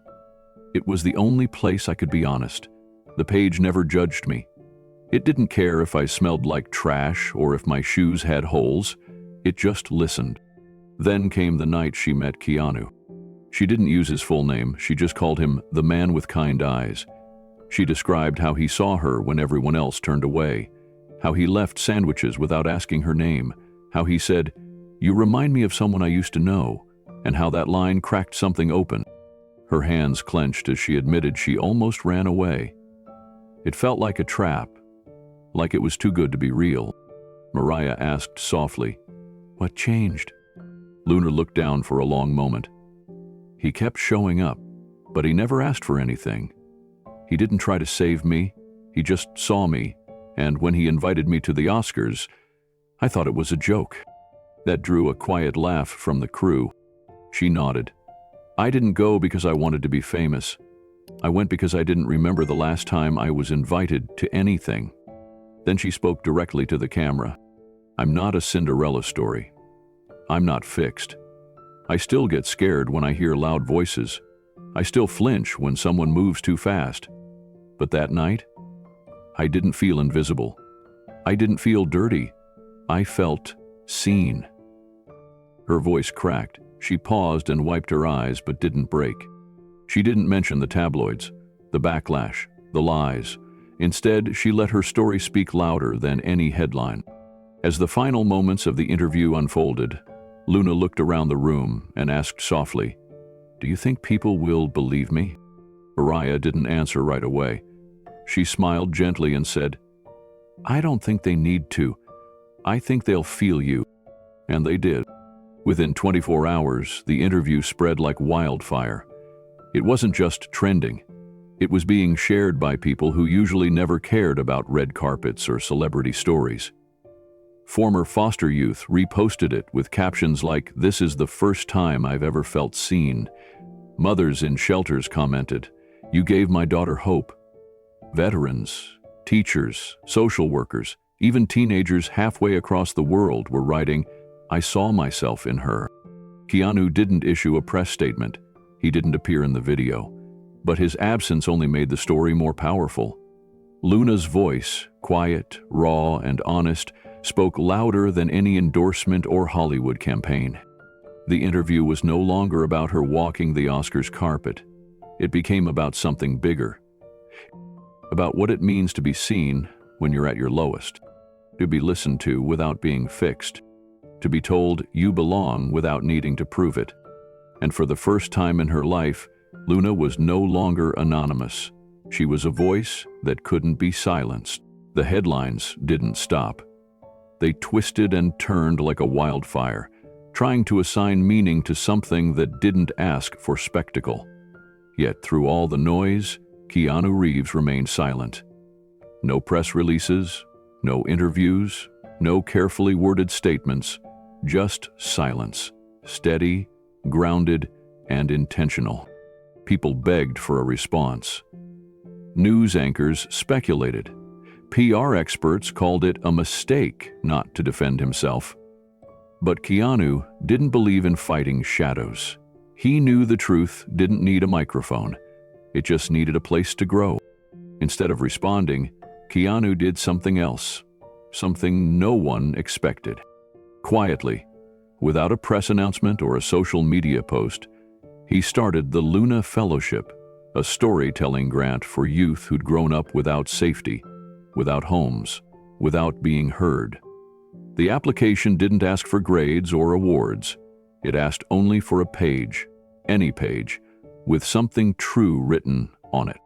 The fellowship was funded entirely out of pocket. Keanu didn't put his name on it. In fact, the only name attached was hers. Luna. When she found out, Luna was sitting in a quiet corner of the community library, the one Keanu helped reopen months earlier, with no press in sight. A woman from the nonprofit sat beside her and explained how the program would work, how dozens of kids would be given pens, journals, mentorship, and time, all in her name. Luna didn't speak at first. Her eyes blinked fast, as if holding something back. Then she asked, "Why would he do that?" The woman smiled. "Because he believes your story deserves to echo." That night, Luna walked back to the house she now shared with a foster family. It was temporary, but for the first time, it felt like something sturdy. In her hands was a thin folder with the Luna Fellowship logo, her name etched in soft silver letters. She held it against her chest, barely breathing. Later that week, Keanu stopped by the house. No cameras, no entourage, just him. He brought her a box of blank journals, some spiral-bound, some leather, all empty and waiting. Luna opened one, then looked up at him. "I don't know if I'm ready." He nodded. "That's okay. Just start with a sentence. The rest will find you." She didn't cry because she was overwhelmed. She cried because, for once, someone saw her future instead of her past. Word of the Luna Fellowship spread, but not through gossip columns or red carpets. It passed from shelter to shelter, whispered between counselors, pinned on bulletin boards in high schools, and taped to the inside of lockers in group homes. Kids who had stopped believing their voices mattered suddenly saw an invitation written just for them. Some wrote poems about shadows and hope. Others scribbled fragments of memory on the backs of napkins and pizza boxes. One submission was just a crumpled page with the words, "I exist." That was enough. Luna read every entry, she insisted. Keanu offered to help, but she shook her head. "They trusted me with this," she said. "I want to meet them through their words." And so she did. She sat with each story, each trembling sentence, sometimes smiling, sometimes crying, sometimes just sitting in silence, with the page open on her lap. One night, after hours of reading, she knocked on Keanu's door. He had given her a key weeks ago, not for safety, but for trust. "I picked the first 10, she said, holding up a folder filled with applications. "I don't know if I did it right." Keanu didn't answer right away. He took the folder gently, set it on the table, and poured her a cup of tea. "If you chose with your heart, you did it right." She sat across from him, tired but proud. "You know," she said quietly, "I thought I'd always be the one asking for help. I never thought I'd be the one giving it." Keanu leaned back, the light from the kitchen casting soft lines across his face. "You are, in ways you can't even see yet." Outside, the wind moved softly through the trees. Inside, Luna looked around the room, noticing the quiet art on the walls, the simplicity, the stillness. She felt calm. "I'm scared," she said. He nodded. "That means you care." Luna looked down at her hands. They no longer trembled like they used to. Her fingernails were clean now. Her skin had healed from the winter frost. She whispered, "I don't want to mess this up." "You won't," he said. "How do you know?" "Because you lived it," Keanu said gently. "You didn't read it in a book. You carried it, and now you get to hand it to someone else." Luna breathed in deeply, letting the truth of that settle into her bones. The first group of fellowship recipients arrived weeks later. 10 young voices, 10 bruised pasts, 10 unpolished sparks ready to be lit. Luna greeted each of them personally. Some were quiet, avoiding eye contact. Others were defensive, suspicious of anything that looked like kindness. She understood all of it. She had lived all of it. Instead of speeches, she told them stories. Not about Hollywood, not about Keanu, but about the ache of sleeping on concrete, the sting of being forgotten, and the miracle of someone noticing anyway. She told them about a borrowed dress on a red carpet that didn't matter nearly as much as the feeling of someone simply standing beside her. They listened, not because she demanded it, but because her voice carried the weight of someone who had suffered and survived. At the end of the first week, one of the fellows, an 18-year-old named Caleb, slipped her a note. It read, "I didn't think anyone could understand the silence inside me. You didn't break it. You sat with it. Thank you." Luna tucked it into her journal. It sat next to a worn page of poetry she'd written the night before she met Keanu. A page she used to hate. Now she looked at it differently. It wasn't weakness. It was witness. Meanwhile, Keanu never stepped into the spotlight. He funded the program quietly, never attaching his name in public. When asked by a close friend why he stayed in the background, he simply replied, "Because it's not my story anymore." Instead, he watched from a quiet corner during their final reading night. 10 young writers took turns reading pieces that cracked open the room. Essays about foster homes and hunger, poems about broken fathers, letters to younger selves begging them not to give up. Luna read last. Her voice didn't shake, it flowed. She spoke about the power of being seen, not saved, of being handed a moment of dignity instead of pity, of learning that healing doesn't come from rescue, it comes from being believed. The room was silent when she finished, not from awkwardness, but from reverence. Afterward, she found Keanu by the exit. "You heard it?" she asked. He nodded, every word. She smiled. "They're going to be okay." "So are you," he said. And for the first time, she believed it. Because being seen without being fixed had given her the strength to rise. Late one evening, when the house had fallen silent and the sky outside was painted in deep navy tones, Luna returned to the small writing desk Keanu had set up for her. The fellowship applications had started arriving, stacks of handwritten essays from kids just like her. Kids with nowhere to go, but stories that refused to die. She rubbed her tired eyes, then reached for her pen, intending to respond to a few of them. But there, resting on top of her notebook, was something unfamiliar. A white envelope. Her name wasn't written on the outside. Only 2 words in elegant cursive ink. "For Ava." She stared at it for a long time. Luna had heard Ava's name only once before. Whispered, barely spoken, in a moment when Keanu thought she was asleep. She remembered how he'd sat in the chair beside her bed, holding one of her palms. His lips had moved, mouthing something tender and broken. She'd never asked. It felt sacred. Now her fingers trembled as she slid the letter out from the envelope. It wasn't long, just one page, but it unfolded like a lifetime. He had written it, not to her, but to the daughter he had never held, never raised, never seen grow. "I met someone today, Ava," it began. "She reminds me of you, not because you would have shared the same story, but because she carries something I imagined you would have had, that fire, that ache to be heard, that gentleness beneath all the armor." Luna's eyes blurred instantly. She covered her mouth to keep the sob from breaking out.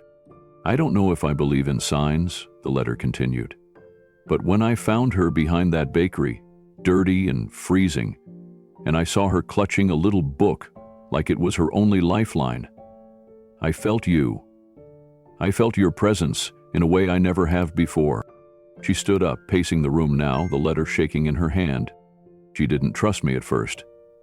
That's how I know she's strong.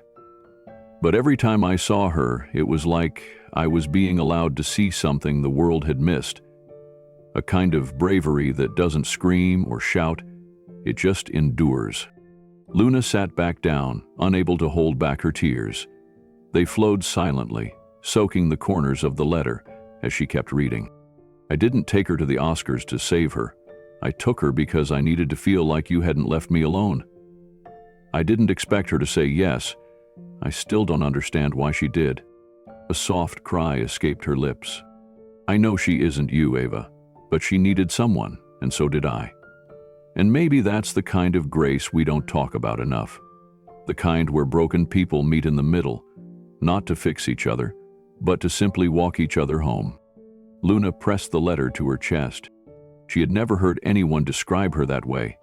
She had never felt like more than a statistic, a number, a burden to be moved or avoided. But here, in this quiet moment, she felt something deeper than love. She felt chosen. Not for her pain, not for her talent, but simply for who she was. And that was new. The letter didn't end with a goodbye. It didn't have closure or finality. It just trailed off gently, like a whisper left hanging in the dark.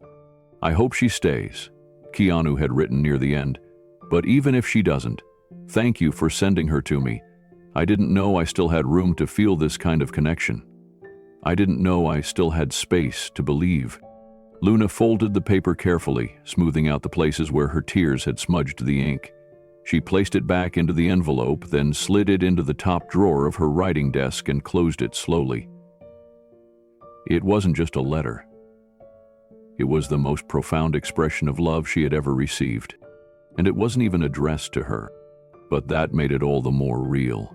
Keanu hadn't written it to win her affection or to impress her with kindness.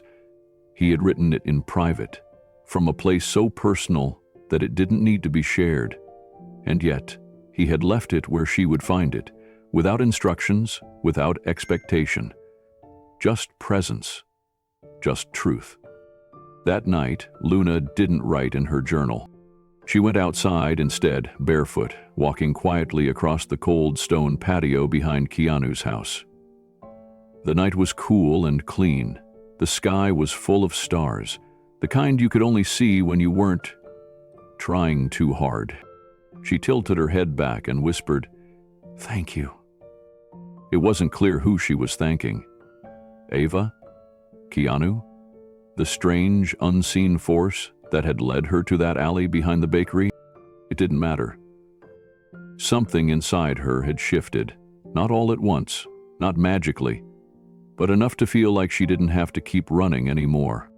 The next morning, she left a note for Keanu on his kitchen counter. It read, "I don't know how to say this, so I'll say it how I know. Like a writer. You once said I reminded you of someone. I think maybe that someone helped me see that I deserve more than survival. Thank you for seeing me when I didn't know how to be seen." She didn't sign it. She didn't need to.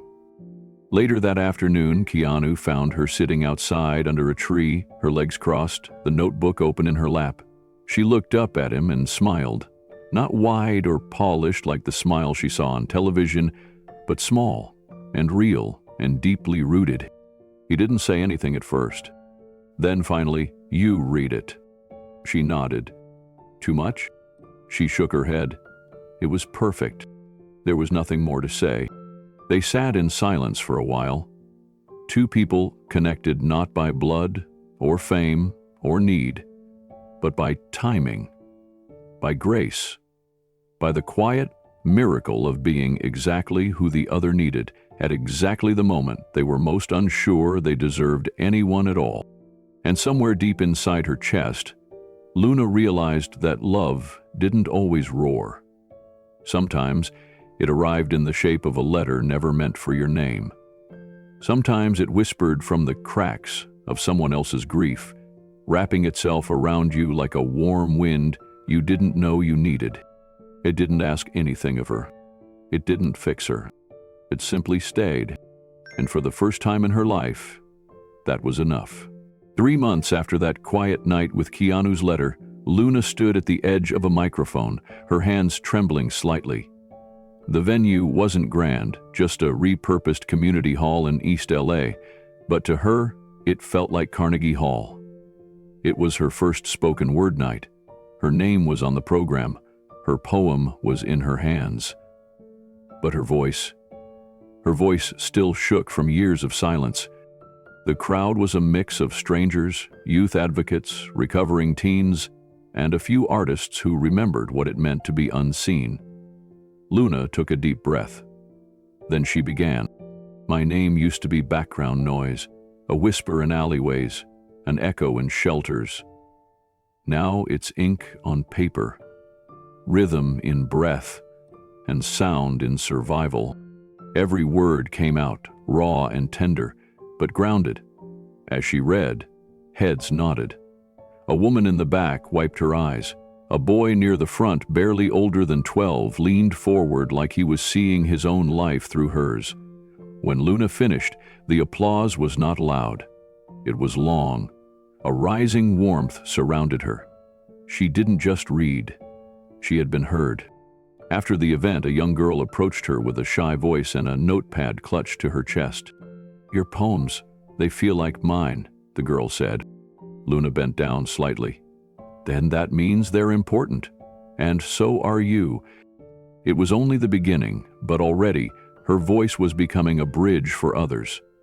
Her first poem, published the following week in a small youth journal called Rise from Concrete, was titled Rooms Without Locks. In it, she described the feeling of living in places that weren't safe and what it meant to be trusted with keys for the first time. The editor sent her a handwritten note with her first published copy. Your pain made music. Thank you for letting us listen. With Keanu's quiet support, Luna was able to move into transitional housing, run by a nonprofit affiliated with his foundation. It wasn't luxurious, but it was warm, clean, and hers. Her room had a door that locked, a small desk, and a window that looked out over a patch of sky she hadn't seen in years. She taped poems to the walls, not to hide cracks, but to remind herself, this is where new life begins. She didn't see Keanu often. He was never intrusive. He had made it clear this wasn't about rescuing her. It was about walking beside her while she found her footing. But once every few weeks, he'd send a new notebook. No note, no signature, just a small sticker in the corner that read, For Luna's Light. Sometimes she'd pause while writing, look out the window, and whisper, Thank you, Ava. Remembering the letter he had once left behind, she never forgot that she was seen because someone else had once been lost. Somehow their paths had crossed like a divine thread, one soul reaching backward while another reached forward. The next time Luna took the stage, it wasn't in a community center. It was at a citywide youth arts showcase sponsored by a coalition of nonprofits and schools. Her name appeared in the printed program next to the phrase, Emerging Voice. This time she wore a navy blouse and black boots. Nothing fancy, but the confidence in her eyes was unmistakable. Her poem that night was called Porch Light. It began quietly, painting images of the nights she slept under flickering street lamps, how the glow never meant warmth, only visibility. But then it shifted, tracing the moment she was invited into a home without being questioned, without being told she had to earn her keep. Her final lines echoed through the auditorium like a heartbeat. "I didn't find shelter under a roof. I found it in someone's belief, in a light left on just for me." The crowd didn't wait for the final word. The room exploded with applause, but Luna didn't flinch this time. She stood tall, tears barely held back, and bowed her head.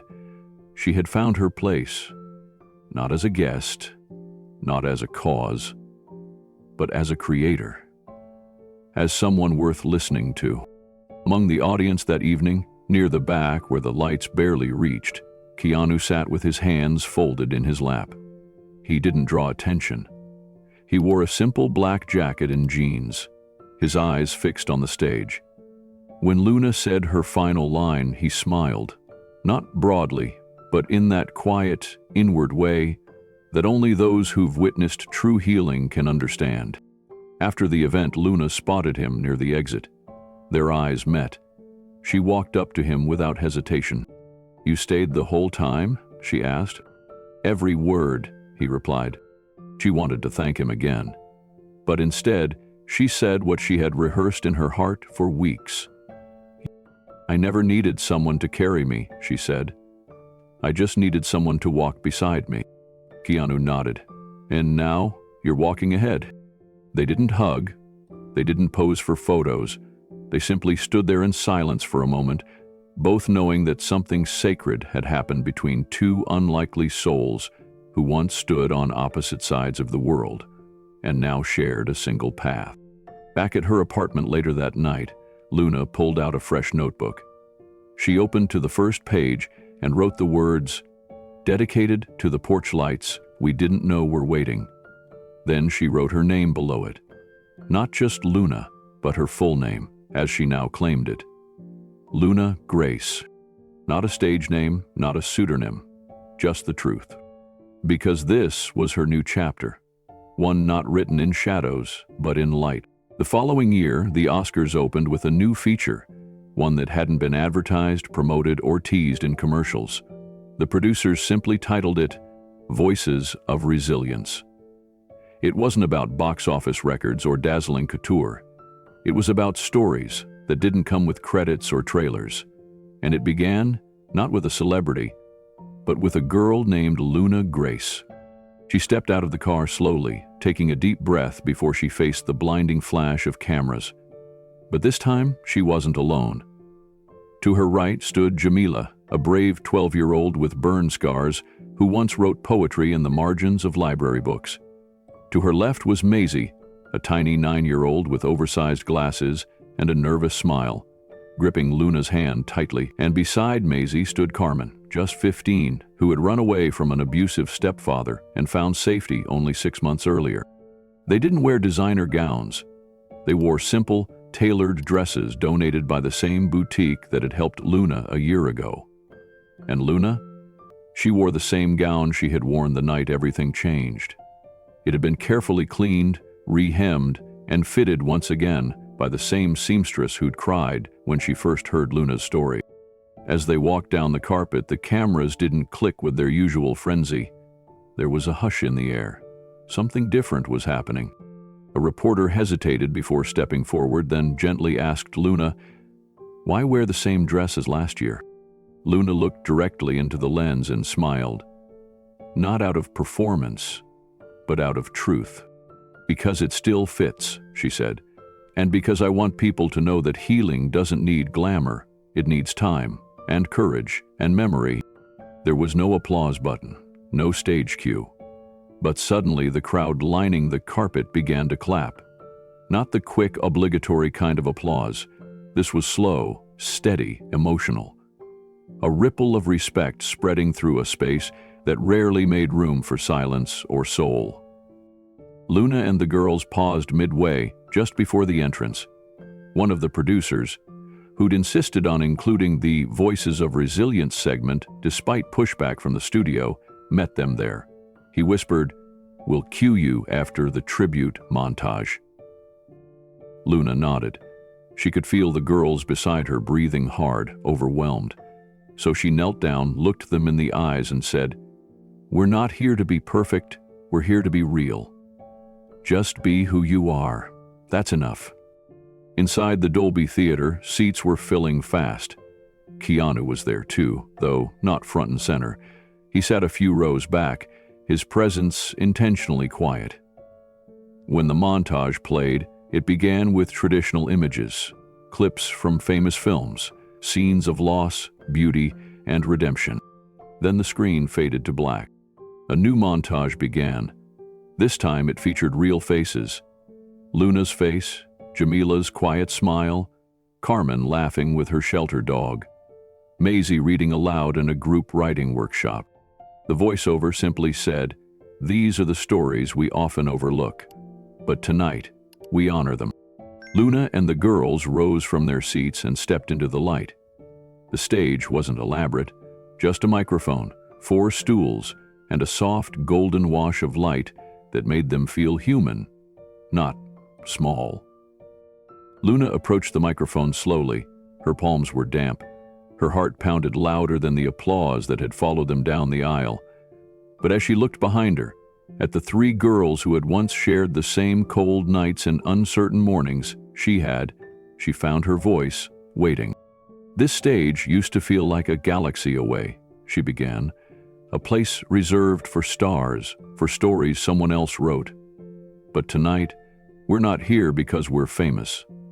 We're here because we survived." A soft murmur rippled through the room.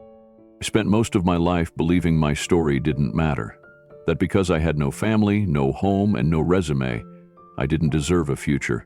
I thought being invisible was safer than being seen. She turned slightly toward Jamila, Maisie, and Carmen. "But these girls reminded me that silence doesn't protect us." She paused, letting her words hang. "Oh, tonight, we wear what we've already worn. We walk without glam squads, and we speak for the millions of children whose names won't appear in credits, but who still carry the weight of every scene they survived." The audience sat still, eyes misted. Even seasoned actors, whose job it was to hold expressions for the camera, found themselves blinking rapidly, trying to contain something raw. Luna stepped aside. One by one, the girls took turns reading lines from poems they'd written. Simple lines, honest ones. "I am not the names they gave me. I am not a broken thing. I am a building with new windows. I don't want to be rescued. I want to be remembered." When they finished, Luna returned to the microphone for a final word. "I used to think the red carpet was a path only the lucky walked, but maybe it's meant for those who walk through fire and still dare to keep walking." The crowd rose in unison. Not because someone told them to, not because the lights cued them, but because something had shifted. For once, the red carpet wasn't a stage for fantasy, it was a tribute to truth. Luna walked off stage with the girls, their hands locked tightly together. As they reached the curtain, Keanu was standing there.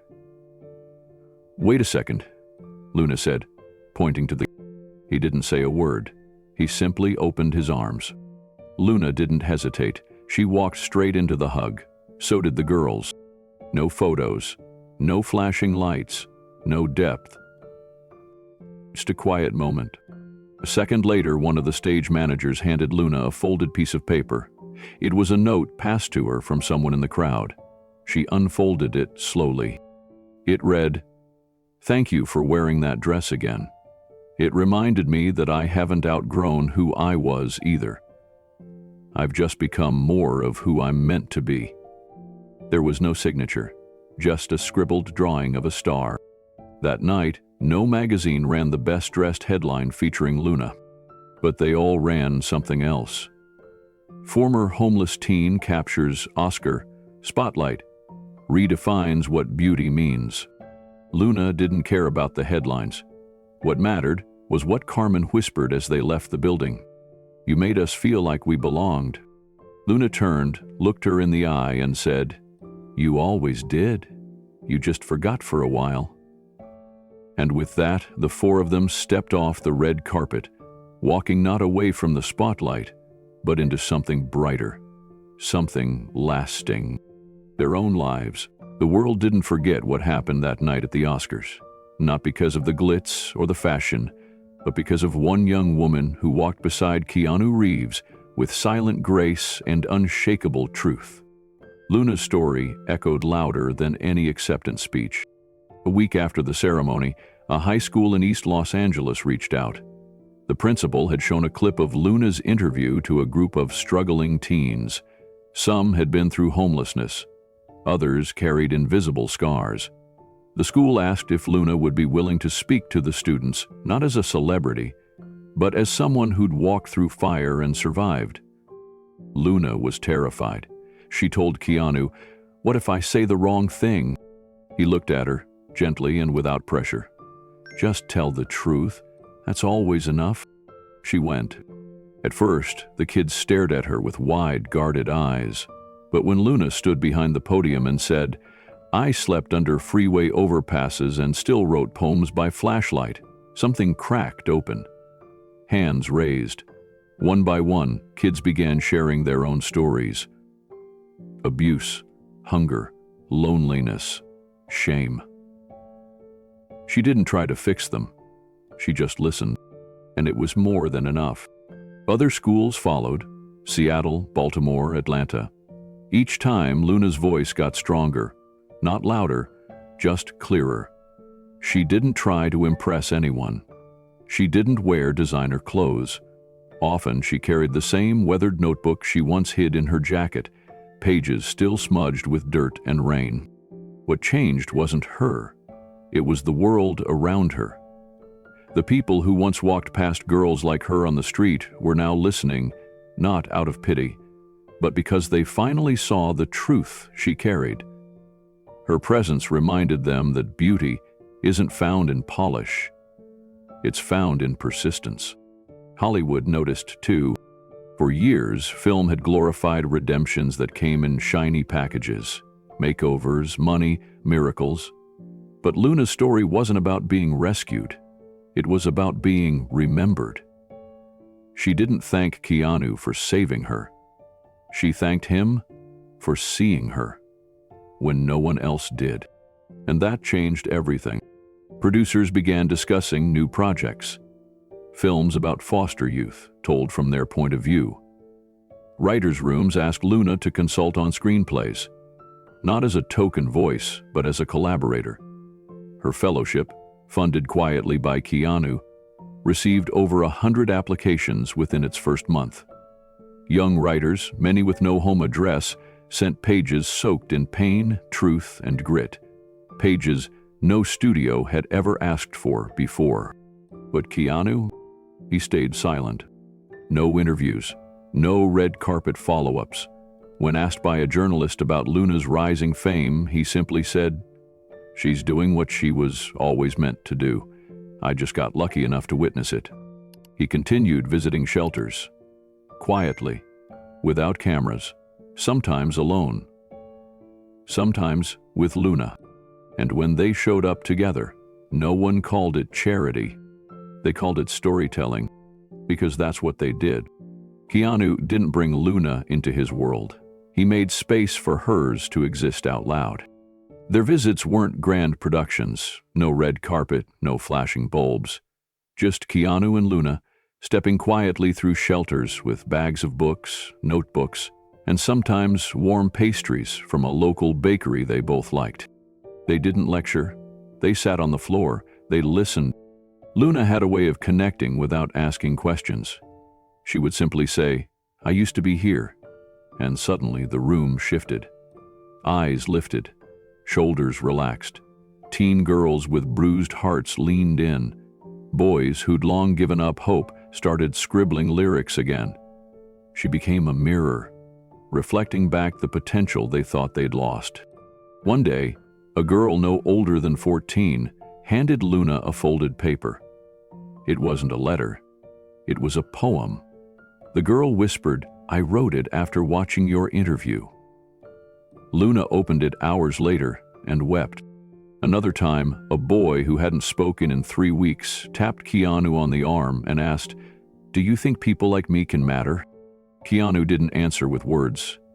He pulled out a copy of Luna's first poetry chapbook and handed it to him. On the first page, it read, "Dedicated to the ones no one believed in, until they believed in themselves." That boy didn't let go of the book for the rest of the day. Slowly, something began to shift in Hollywood, too. A major production house, previously known for glossy blockbusters, announced an initiative to fund screenplays from system-impacted youth. Not because it was trending, but because, in the words of their CEO, "We were shown what truth looks like, and we want to honor it." Luna wasn't trying to become famous, she was trying to make space. And in doing so, she had become a quiet force in the world of storytelling. She still didn't dress for attention. She didn't attend glamorous parties, but she kept writing. She kept showing up. She started teaching poetry workshops at youth shelters across the state. Her foundation partnered with libraries to create Voice Corners, dedicated spaces where foster youth could write, speak, and be heard without interruption. Keanu was always near, never in the spotlight. He helped set up chairs, refill water bottles, and read every single piece submitted to the fellowship.